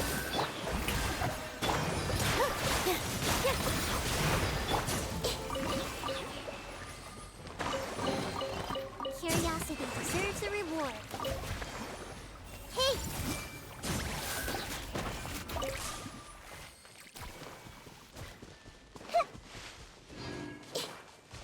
Good thing you're in water.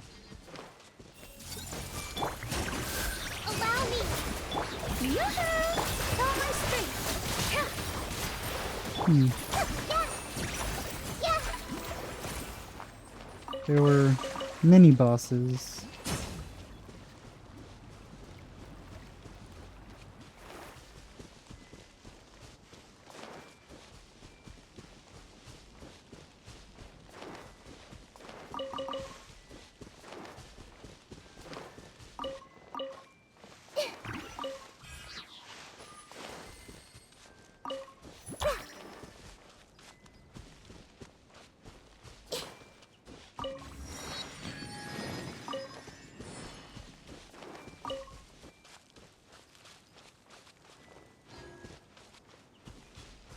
There's a puzzle here.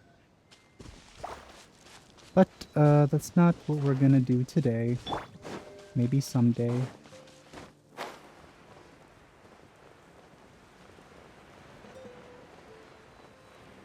Whoa! They already found the place, huh?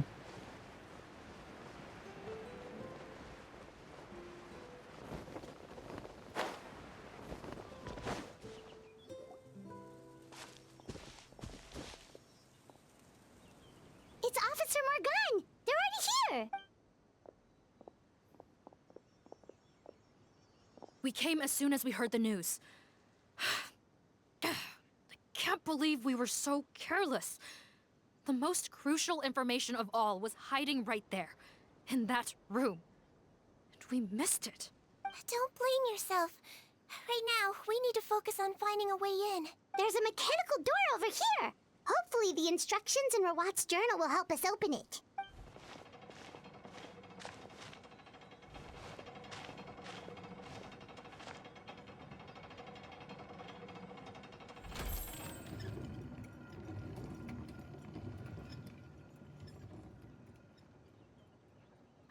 It's open. Let's go in.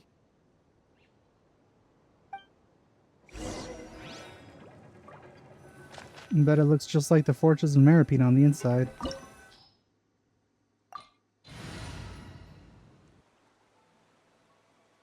Got a lot of water, that's for sure. I mean, hydro.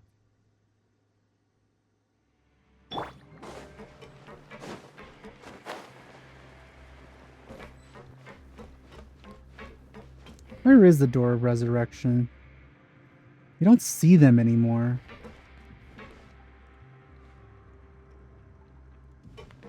How did they get in here? Captain, up ahead! Those look like our fugitives! So they found this place too? Don't let any of them escape! To my hammer. Picked the wrong test subject. Picked the wrong test subject.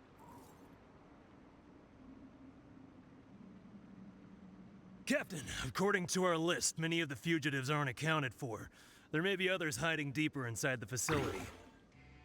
Ah, so these guys were just the lookout crew. The Marashose Phantom! How did they find this place? Wait, it's that guard from the fortress. That's right, I'm on your side. I mean, the Duke sent me. What's the matter? Some sort of mix-up? Mr. Odilon, didn't I tell you a few days ago that you need to stop all field work until you've recovered? Ah, well, you know, gotta help His Grace out. Share the load. Officer Morgan, this man is an imposter. The real Mr. Odilon has no recent health issues. Got him. What? But I... Looks like the head nurse was right about the face-swapping method. Arrest them all! DuPont, stay here and keep guard. And watch the exit. If we're not back soon, call for reinforcements. Got it.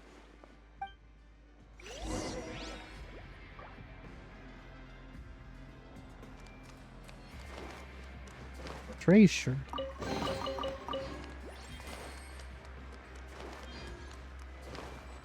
The Teachings of Justice is just a book filled with flat-chested ladies. And that's my kind of book. Oh, hello.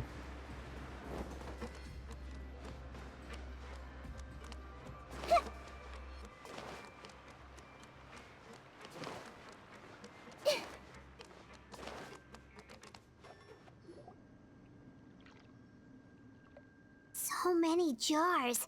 Was this some sort of production facility? This scent. It's probably the ingredients used to make butterfly dew. How do so many people here get, like, such huge facilities?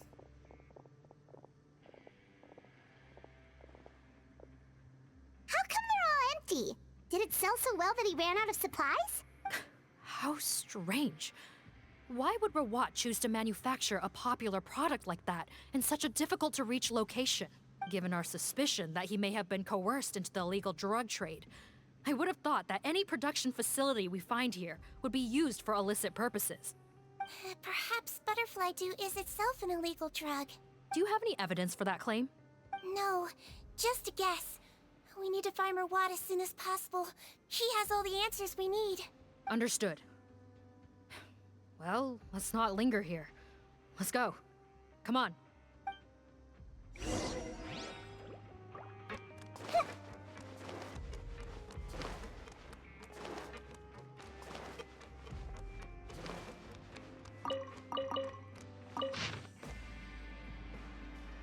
Source fluid. Yep. I knew it. He's using the primordial water.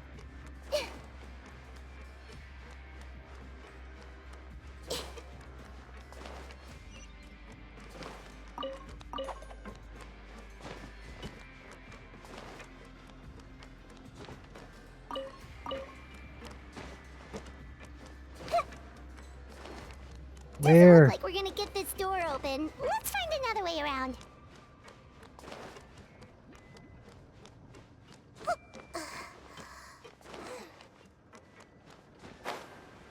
This one's closed too. What's with those carts and tracks? Oh, maybe it's one of those doors that opens when it senses cargo passing through.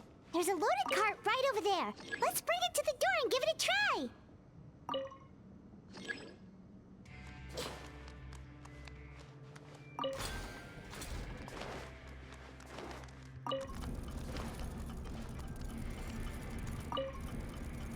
That's not what I meant to do.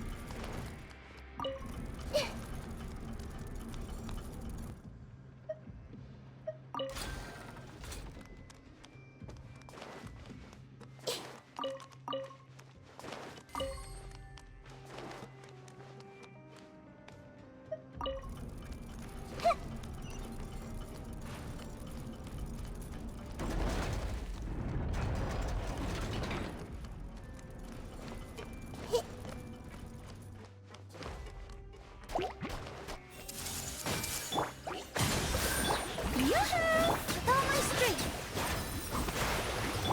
Yeah. Oh, there's more of them. Ow.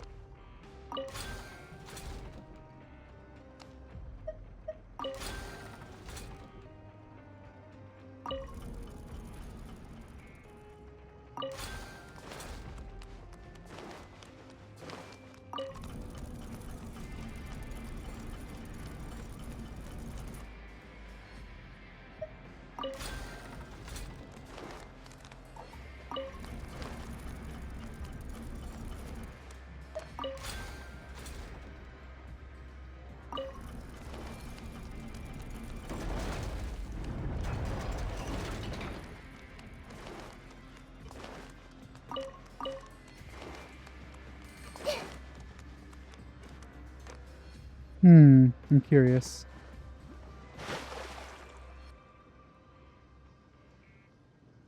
So this is where... Oh, wait, never mind. So where is it?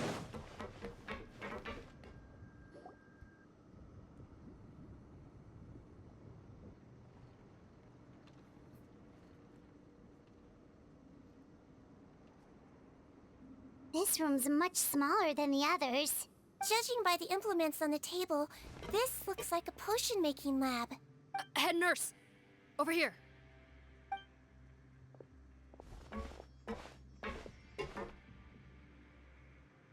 Let's see. Huh? Rawat's clothes? Why would he change here? Perhaps they stripped him down, left the clothes behind, and disposed of him somewhere else? Yikes, Sigewinne, where did that come from? Oh, what a tragic way to go. Especially with such a bright future ahead of him. Path leading further on, Officer Morgan. Let's keep up the pace. Almost forgot to unpause it. That was a close one.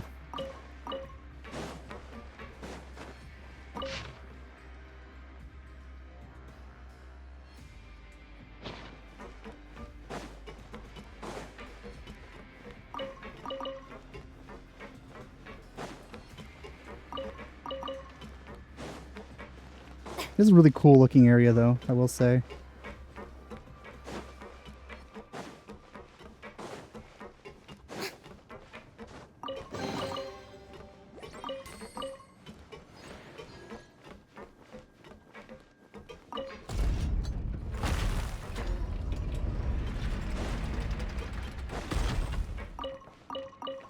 Feel like time for a cutscene is about to arrive.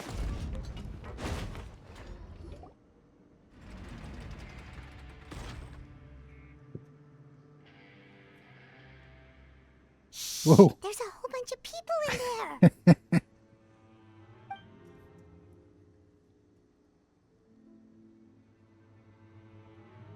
Are you serious? You're telling us that within a day, our faces are going to rot like yours? Fontanian physiology changed dramatically after that great flood, and it's not as compatible with this face-changing solution as before. The side effects are as you can see. Why didn't you say anything before we all used it? Look, my plan got you all out of prison, didn't it? You'd have much bigger problems to worry about right now if the Marshal say Phantom found out about your other crimes. Consider an ugly mug getting off lightly. Ugh. You're just lucky we didn't leave you in there after you disappeared on us with no warning. We only let it slide because we're former partners. And now you have the gall to pull a stunt like this? Partners? Make no mistake, each of us is only looking out for himself. If you place too much trust in others, well, I'm afraid that's your problem. You hid things from me too. Remember how you each had a spare potion? You kept quiet about it until we planned the prison break? Oh, and you didn't have a secret spare? Then do you want to explain how you melted your face off before all this? Guys, that's enough. Calm down. It is what it is. Arguing won't change anything. What's the plan, Parton? I'm assuming you brought us here for a reason? There is no plan. We followed him here on the promise of more juice. But it turns out there ain't a drop here. Besides, what does it matter now anyway? He already said, even if we did get our hands on more of that stuff, switching faces again solves nothing. They're still gonna meld off eventually. I said enough arguing! Parton, tell us the plan. The most practical solution is to continue using the potion. Keep switching to a new face before the ulcers can start forming. Are you kidding me? This stuff was hard enough to get a hold of even when we had a supply. Now you're asking us to use it like skin lotion, after the flood all but wiped the supply out? Well, there is another option. But you'll have to make a deal with me first. Okay, now we're talking. What's the deal? I have a document I took from that researcher that details how to make a replacement. Just give me one bottle of the undiluted fluid, and I'll get to work. So the real researcher was disposed of a long time ago, maybe. What's the problem? I thought you always kept reserves. Or do you really just have one spare bottle each? What do you think? That we were shipping them into the fortress of Meripede by the basket load? Well then, say hello to never showing your marred faces in public again. Ugh, I've heard enough! Get him! Let's see if that document even exists! Freeze! Marshal say Phantom! What? Who let them in? Officer Morgan, before anything else, please find out Rawat's status. Rawat? I don't see him. Hand over the hostage now, if you want any chance of avoiding an extension to your sentences. Spare us your condescending attempts to coax us back to our cells. You think we're looking to negotiate? Rawat is dead. Parton? Arrest them all! Don't let anyone get away! Hey! Thrust and rebuild! Strike a pose! Let the world come alive! Here! Here! Everyone will move! Pick the wrong test subject. Hey! A brash maneuver!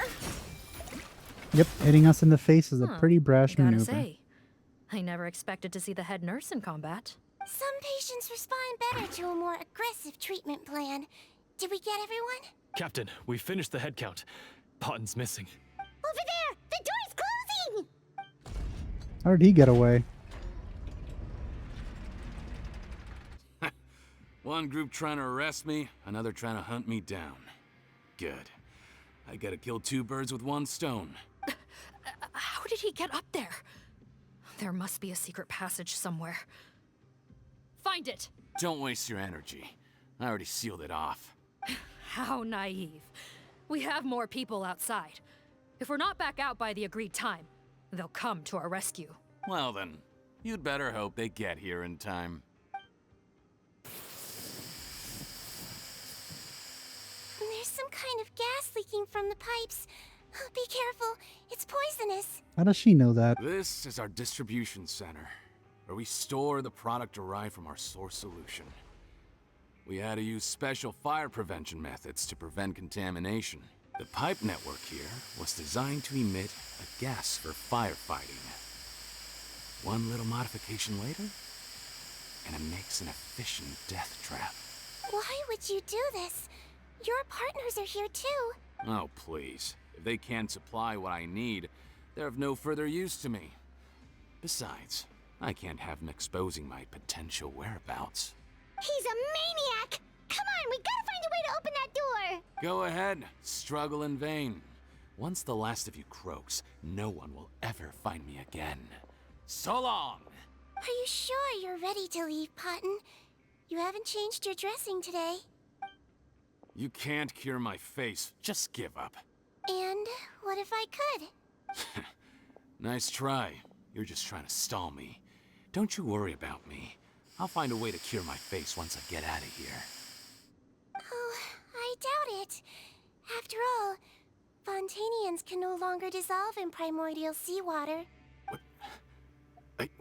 What the...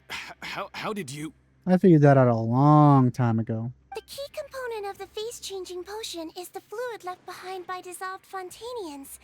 It might look like ordinary water, Oh. but it has some unique elements in it. So specifically dissolved Fontanians. That's way worse.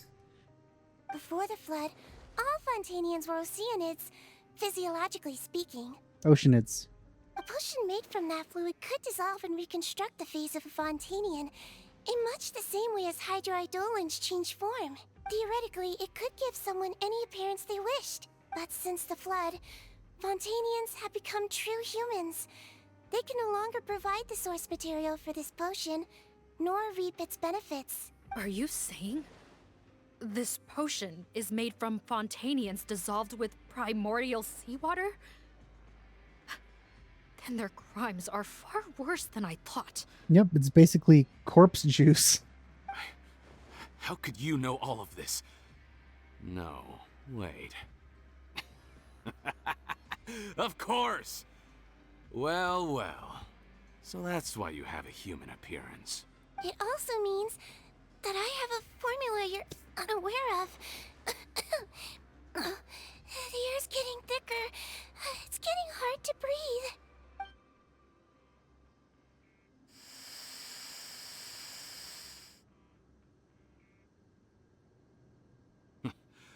I might get to make a deal today after all.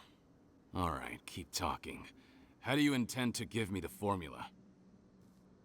Oh, it's not a formula, but a finished product. I have a bottle of it right here. What? When I tried Rawat's skincare product, I noticed it had a certain special component in it. So I had my friends gather some other ingredients for me, and sure enough, a little experimenting later, I'd produced the potion. I'm guessing his skincare lotion contains the fruits of your joint research? Huh. Impressive guesswork. Yeah, we were a supplier for some of the raw ingredients. But it only contains a tiny amount of the active ingredient. The effect is minuscule compared to the undiluted fluid. Well, I found a way to reverse the dilution process. giving the skincare lotion a similar effect to the fluid it is derived from. That's impossible. If I tell you some of the ingredients, I think you can figure it out. First, you need to combine tainted hydrophantasm tissue with transoceanic pearls at a ratio of around 3 to 7. Tainted hydrophantasms and transoceanic pearls. I see. Can't believe I never thought of that. So, can we make a deal? Sounds good to me. There's a delivery pipeline beneath this window. Drop the potion in, and I'll release you all. Nope, not trusting you that easily. You're like those naughty kids who try to hide their illness. Open the sluice gate first, then I'll hand you the potion. He's actually holding it too. Gotta love it. Even if you're not bluffing, your potion won't cure my face permanently. You really think you have any leverage here? I'm not closing the valve this time. Clock's ticking. Fine, then I'll just stand here with the potion in my hand. And when I faint from the poison, I'll drop it and it'll be destroyed. No.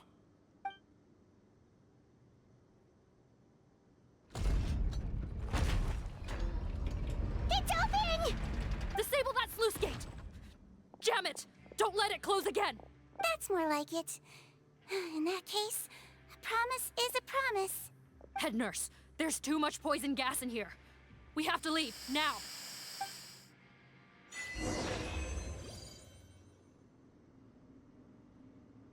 Let's go back in. Let's move out.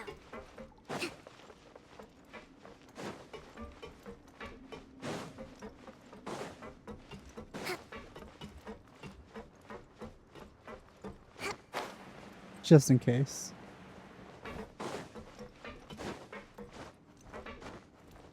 Let's move out.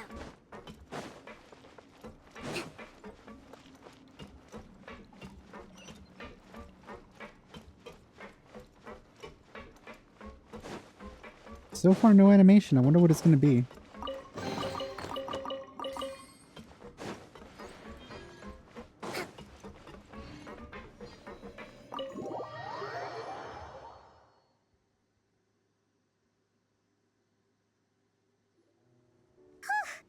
That was too close. That button is a real nasty piece of work. Oh, don't be too quick to sit down.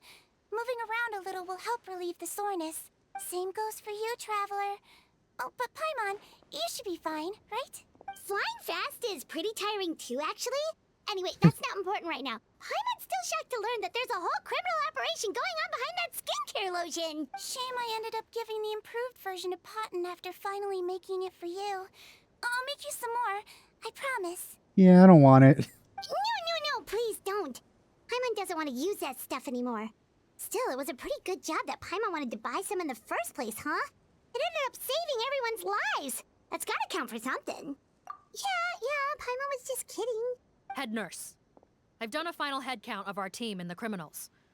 Everyone's here and doing fine. We're ready to escort the fugitives back to the fortress of Meripede. It's a shame that we didn't find Rawat. At this point, I'm afraid he's probably deceased. What a horrible bunch. Especially that Potten guy. If he hadn't made good on that deal, we'd all be dead because of him. No, we wouldn't. I always keep a whole bunch of antidotes on me for emergencies. And one of them neutralizes that poison gas. We'd have been fine, even if you hadn't opened the gate. What? Then why did you give him the potion? If this is true, I must concur. Sorry to be blunt, but I think you made a bad decision by handing him that bottle. If he changes his appearance and flees Fontaine, it's unlikely that we'll ever find him. No matter how cooperative his accomplices are when we question them. No, you don't understand. I gave him the potion precisely so we could be sure where he'll go next. What do you mean? We gotta hurry. She won't last much longer. Oh, because he's the same guy, I assume.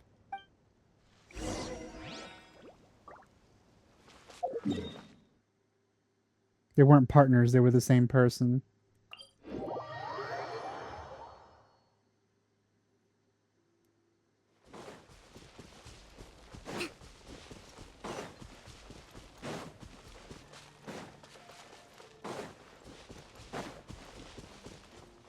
Surprise.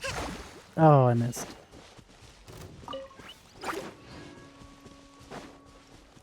Let's move out.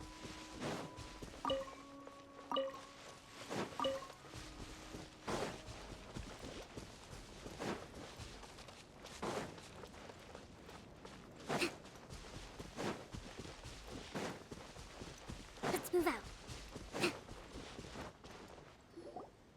Don't move a muscle. I might Oh, be they short, actually but I pack a showed mean that. punch. Captain, you're just in time. While I was lying in wait, I spotted this crook snooping around, trying to find a way in. So I detained him. Whoa. His face. Yeah, they actually bothered doing it. Are you... Potton? So this is where you were heading, huh? What? This is how Potton looked before his face was marred. His current appearance matches the mugshot on his arrest warrant. I see. Wait, so what's going on? Wasn't the whole point of the potion to disguise himself and escape Fontaine? Why would he change back to his original face and run right into our trap? Enough of this nonsense. Let me in. You better pipe down. There's an old lady in there who's very sick. No way are we letting a crook like you inside. But she's my mom. To heck with it. Listen to me. I'm Rawat. That's my mother in there. He's gotta be lying, right? Rawat was a victim in all this. He was forced into it against his will. How can he and this monster be the same person? Forced against his will. That's the funniest thing I've heard all day. Heck, when I was being coerced, everyone thought I was colluding of my own free will. And then when I actually became a criminal in my own right, you all suddenly thought I must be under duress. Amazing what a difference a handsome face makes. Save us the speech. Explain yourself. You want an explanation? Fine. I'll tell it how it is. When I was just Potton, the whole world treated me with contempt. Ew. What do you want? Get away from me. Women despise me. Collaborate? You don't look like much of a researcher to me. My peers scorned me. Mr. Potton, was it? I'm most interested in your research. Consider my offer carefully. I doubt you'll find other investment opportunities. Only villains would work with me. You want out of the game? Forget about it. Turns out, I slipped up a little. Left your picture with some Marechaussee Phantom officers. Easy mistake to make. Now they've listed you as an accomplice and drawn up an arrest warrant. So I suggest you put any thoughts of running away to rest. If you get caught by the guards for being in the synth business, you ain't ever seeing the light of day again. There was no way out for me until I could stop being Potton. Mr. Rawat, I have something I'd like to tell you.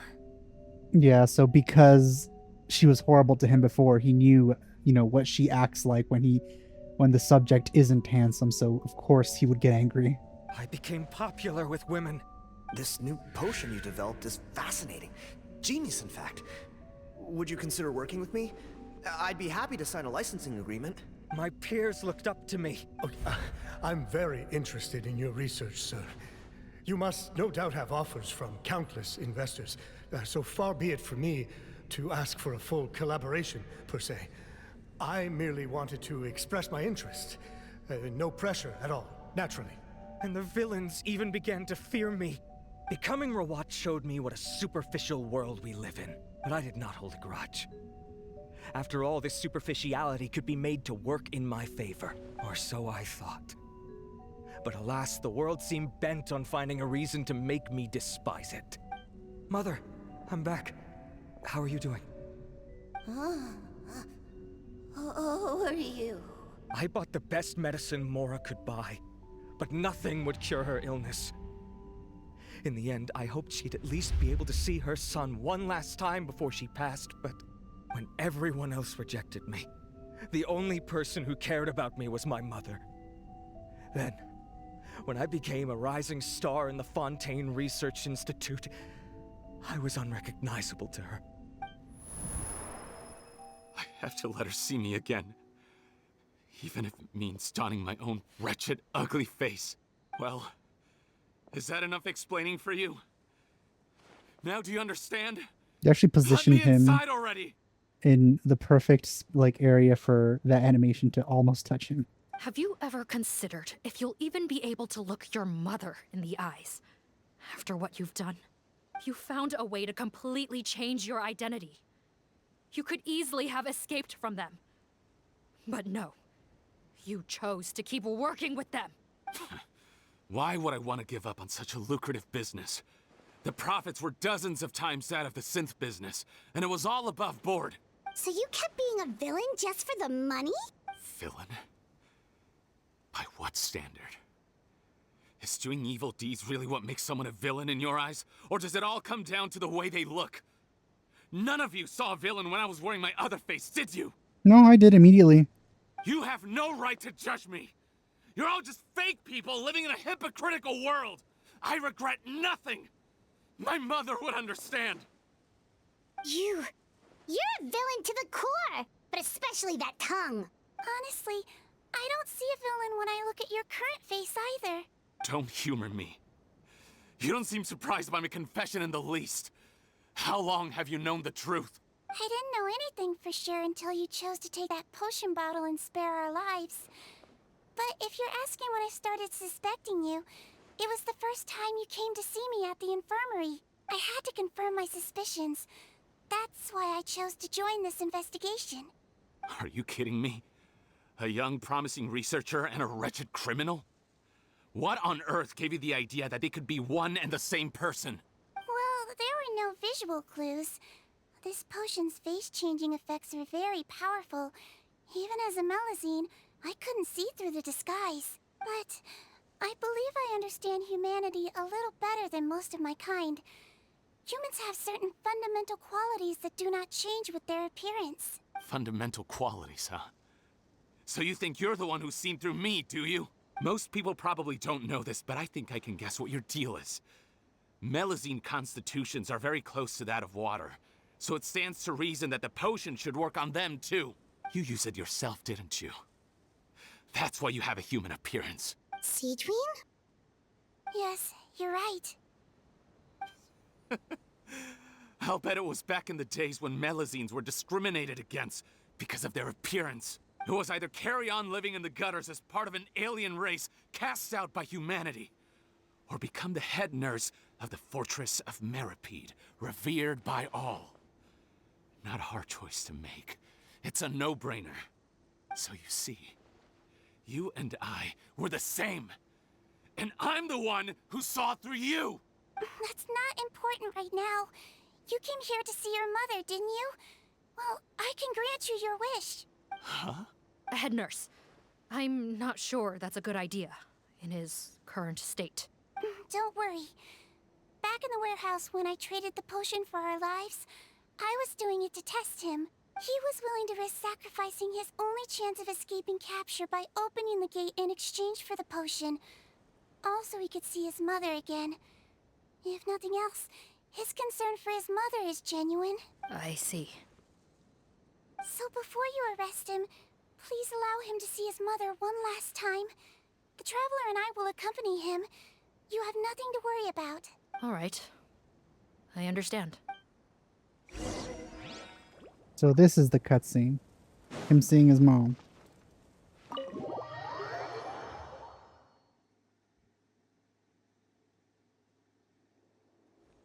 I guess not. Mom?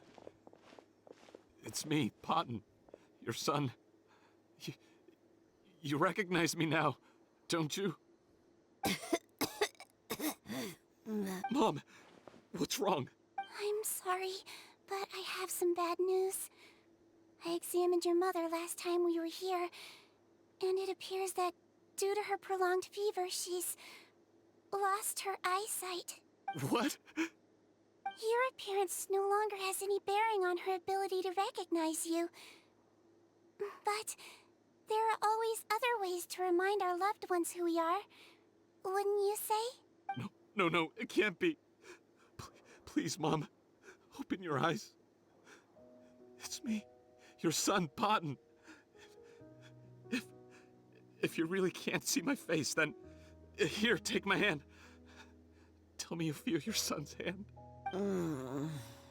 I've done so much to get to this point. Please, you have to recognize me. No. The temperature of his palm must have changed. I'm sorry. It seems I couldn't bring him back to you after all.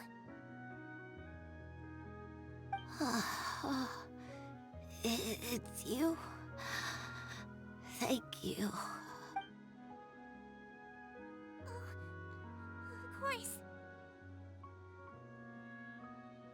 Mom, why will you answer her and not me? Why? No more questions, Potton. She's gone. Mom? Mom? Shoot, I didn't expect this to hit me as hard as it did, but I should have expected it. I'm sorry to say this, Potton, but you and I are not the same.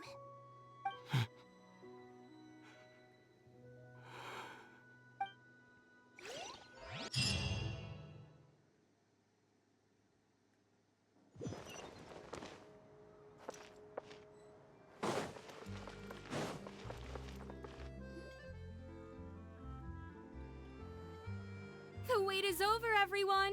The sale of our new skincare product, Romaritime Essence, will now begin. Another skincare promotion! And it's selling as fast as last time.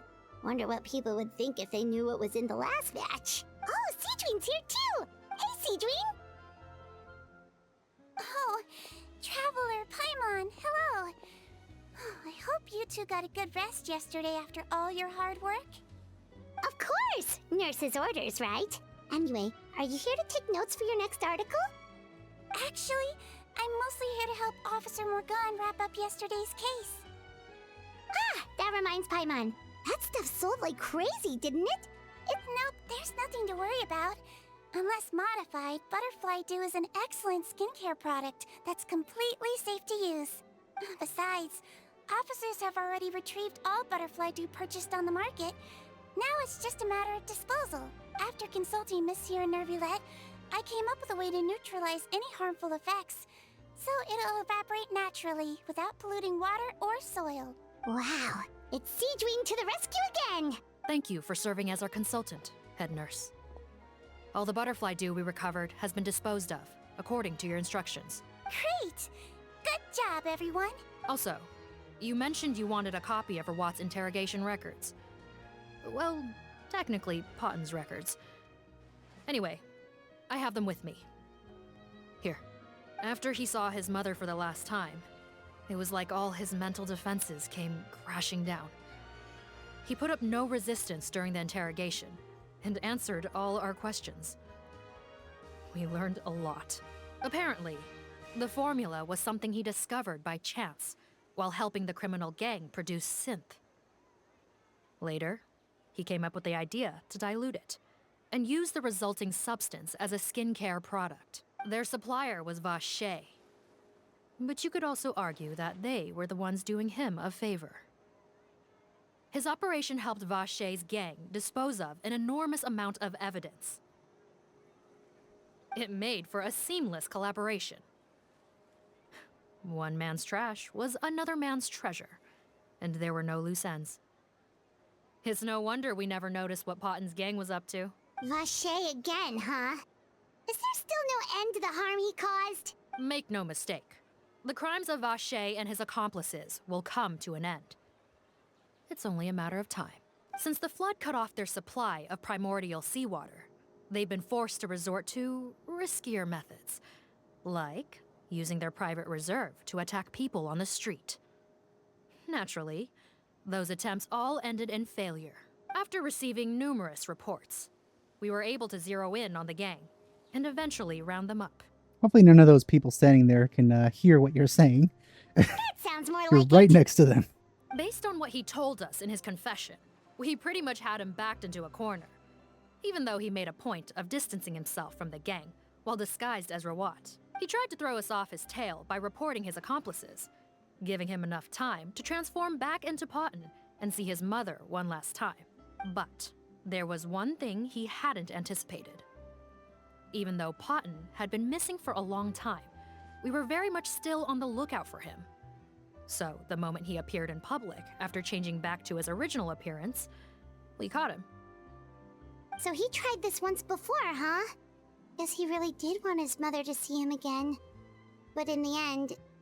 Looking at the interrogation records, it seems like he spent the first sum of money he earned as Rawat on his mother's treatment. Yes, which is why I suspect that his initial motive for using the potion was not personal greed, but a desire to become somebody who had the power to save her.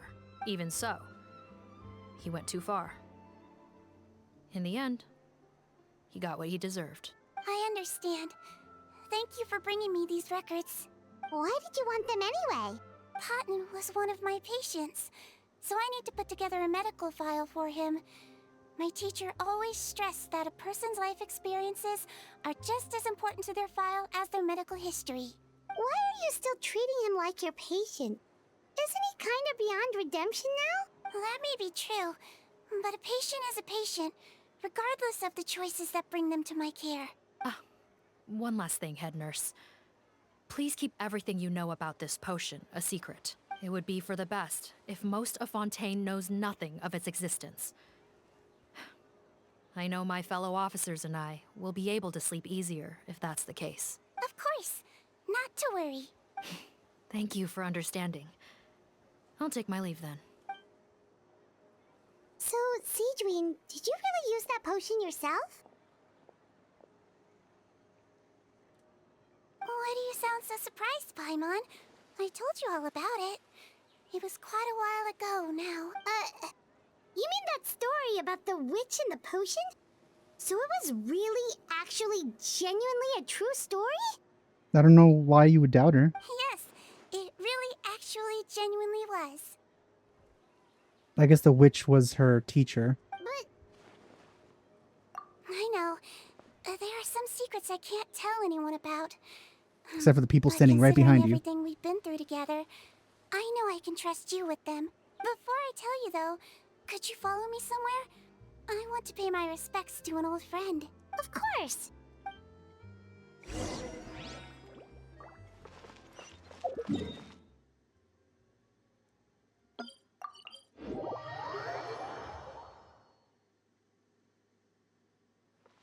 Whoa.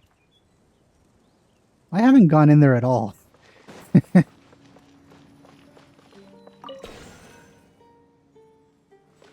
don't know what that does.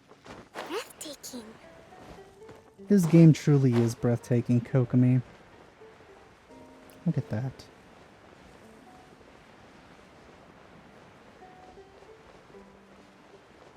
Oh! Didn't expect Wriothesley and Neuvillette to be there.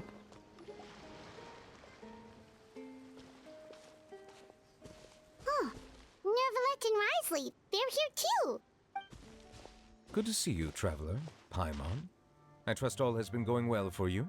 Big news, everyone. The Udex is out of his office on important business. Hmm? Is that genuinely something people would consider big news? Why wouldn't they? Important business is a big deal. Ah, yes, you're quite right. When someone you care about requires emotional support, being there for them at the right time and place is of the utmost importance. After reading the Maréchal Phantom's reports, I had a feeling a trip here might be in order. Take note. That, my friends, is how Monsieur Neuvillette shows that he cares. We're both here for the same purpose, actually. To accompany Sigewinne as she pays her respects to her late teacher. So the old friend she mentioned was her teacher then? The witch? Oh, sorry. Paimon didn't mean to be rude. It's only because Sigewinne calls her that all the time, so... We've been reprimanding Paimon quite a bit this episode. I doubt she considers that title to be offensive, Paimon. Don't worry. Indeed. In fact, I believe Sigewinne would take it as a sign of affection. She has spoken of this doctor on many occasions, and it sounds like she was a truly generous individual. In those days, many people harbored prejudices against Melusines. She was the only teacher willing to take Sigewinne on as a student. Wow. It's really nice of you two to be here for Sigewinne. Guess you guys really look out for your younger colleagues, huh? Younger colleague? Yeah. Well, that might be true for the Udex, but I'm not sure I can say the same. Yeah, she's much older than him.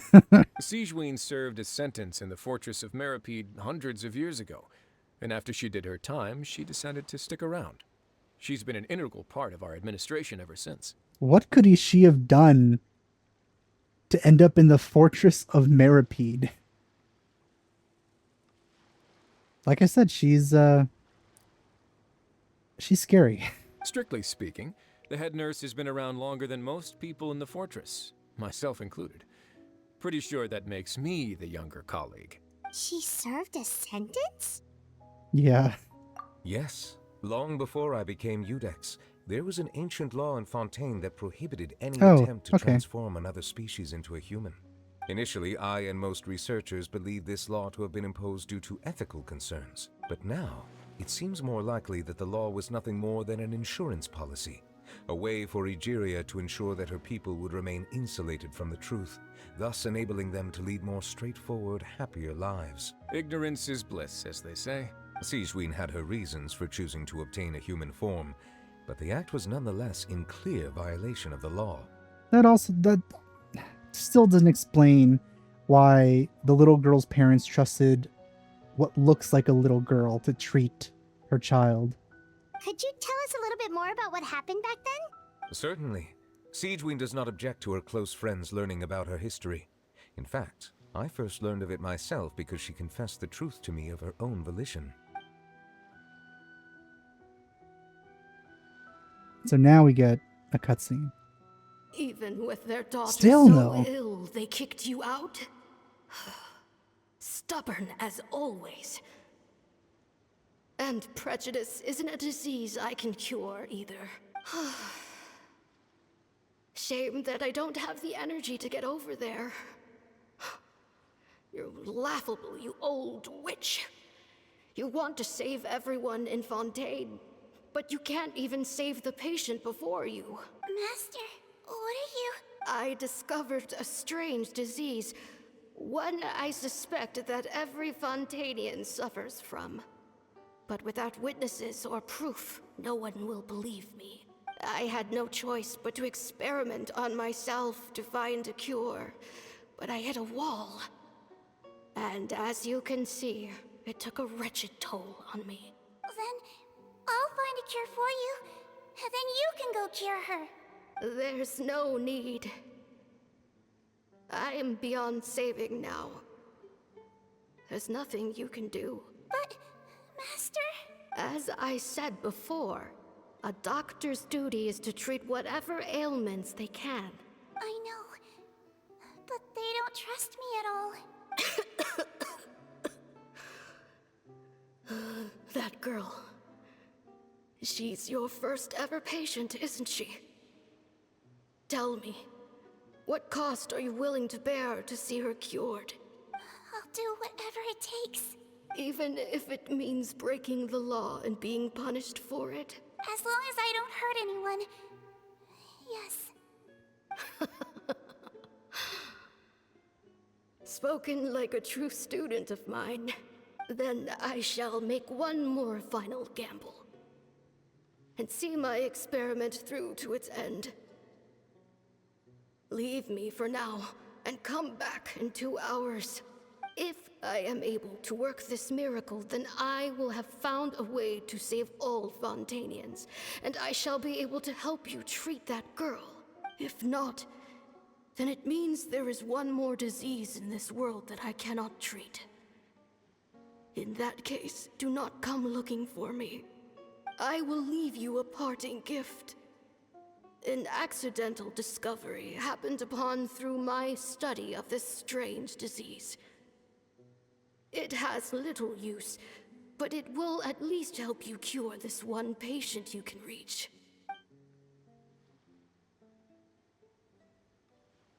When Sigewinne returned, the miracle had not occurred. She found a potion bottle and a note on the table. After using the potion as instructed, she gained her current form, breaking Fontaine's law in the process.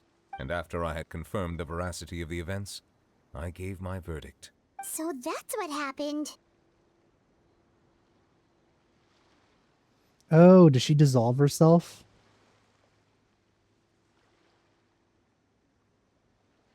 She's like, in the corner of this room, there's a tub filled with a mysterious water. Use that to make the potion. She just dissolved herself in a tub. I fear Sigewinne only understood the full story after the truth about the dissolution of Fontainians was uncovered.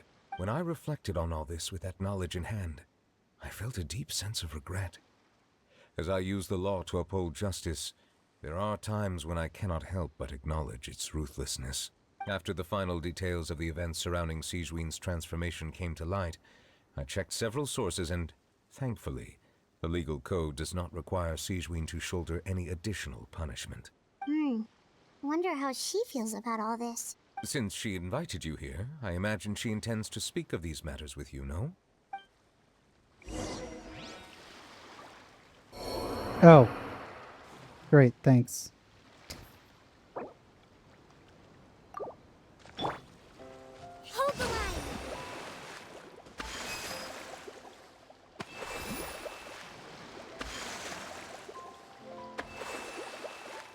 Let's move out.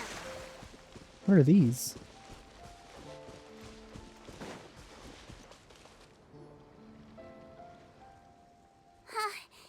You're here. The old friend I mentioned was my teacher. When she passed, her body was nowhere to be found. All that's left of her is an empty tomb. And even that's deep underwater now.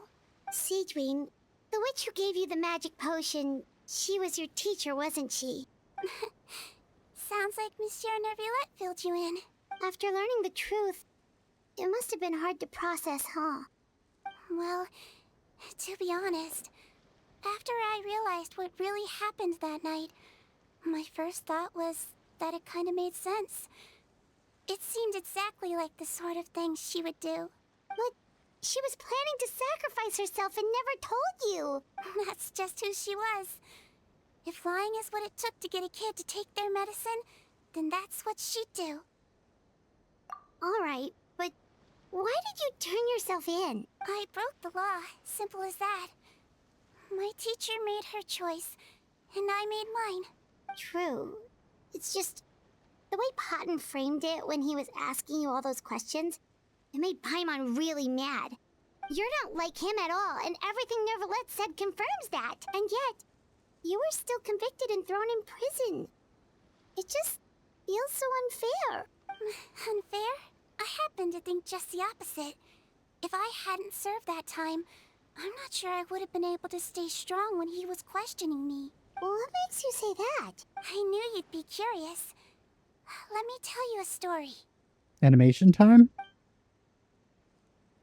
The verdict came down. This Melazine is guilty. Deudex defended the authority of Fontaine law, but he did not confiscate the Melazine's medical kit. And so, the Fortress of Meripede gained a new little doctor. She still wore her hood and raincoat, even though it never rained in the fortress. Perhaps thanks to her human appearance, no one refused her treatment. Why didn't they refuse it? She treated more and more patients, and her sentence grew ever shorter. Finally, the people of the fortress could not live without her. How does everyone accept the little girl treating them? I don't She understand. did not leave them either. Then one day, she received an invitation from the outside world. The location seemed familiar, and when she arrived, an old lady was waiting for her. She saw right through the Melazine's disguise, but didn't reveal it. Instead, she asked a question. Tell me, why do you think you gained the respect of so many people, despite being a Melazine? Because I look like a human? It's been 50 years, Sigewinne. I'm glad she got to meet her again, though. Aged a day. I think everyone knows you are not human. I finally found you after all these years. I still remember, you know. It was you who saved me that night. But how? I was no longer a Melusine by then. Does it really matter if you're human or Melusine? I remembered the warmth of your palm. It's quite unmistakable.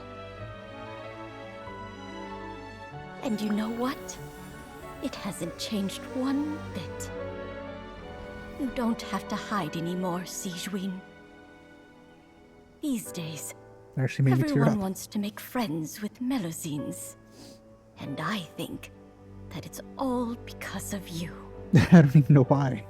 I'm sorry I couldn't say this until now, but thank you, Dr. Melusine. Now that's an ending Paimon can get behind. No 3D cutscenes, though, for some reason. After hearing everything Potton said, I wanted to tell him that it didn't matter who he looked like on the outside. But it was too late. The warmth in his palm had already disappeared. I tried to treat him, but the roots of his problem had nothing to do with his face. I understand. Thanks, you two. I appreciate you being here for me while I talk this through. Oh, it's nothing. Our pleasure. Oh, there's one more reason I invited you here.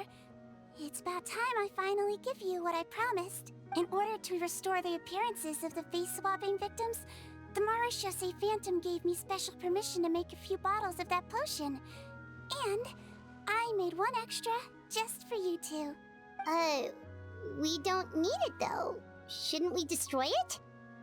Well, even if you chose to destroy it, I still thought I should give it to you first. You two did so much for me. How could I break my promise?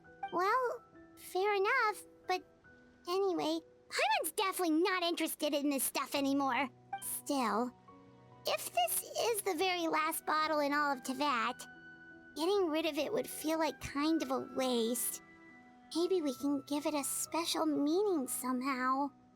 Oh, Paimon's got it! Melusine physiology wasn't affected by the Great Flood, right? So that means the potion should have a permanent effect on you. In that case, what do you say, Sigewinne? Ever thought about transforming back to the way you used to look? Nah, she said she likes how she looks now. I don't think she's gonna agree to that. After all, from a Melusine point of view, Paimon bets Melusines look the cutest of all.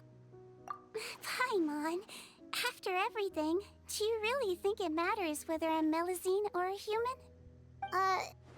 Well, what was Paimon thinking? You made up your mind a long time ago. Yeah, let's just destroy this thing. Leave it to me.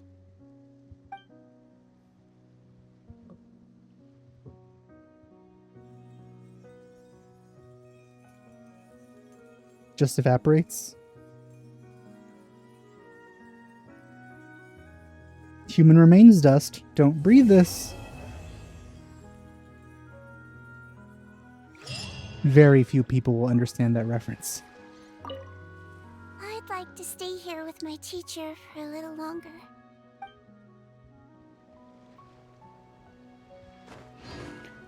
Alright. Dang it, Dang you, line of sight.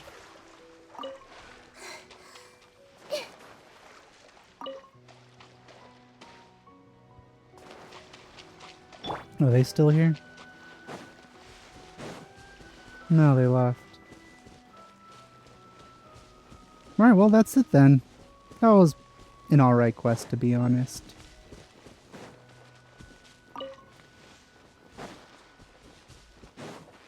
I still don't really feel any different about Sigewinne than I did before. She's fine. It's definitely not a character I would ever roll for. Oop. And her story quest did not make me want to roll for her any more than I already did.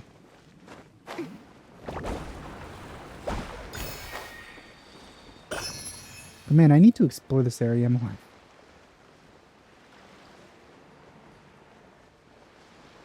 I assume this has to do with a world quest. That's why we've never been there before. Same with the cubes. Where are the cubes? There they are. But yeah, I hope you enjoyed my playthrough of this story quest. Thanks for watching. I'll see you guys next time. Bye.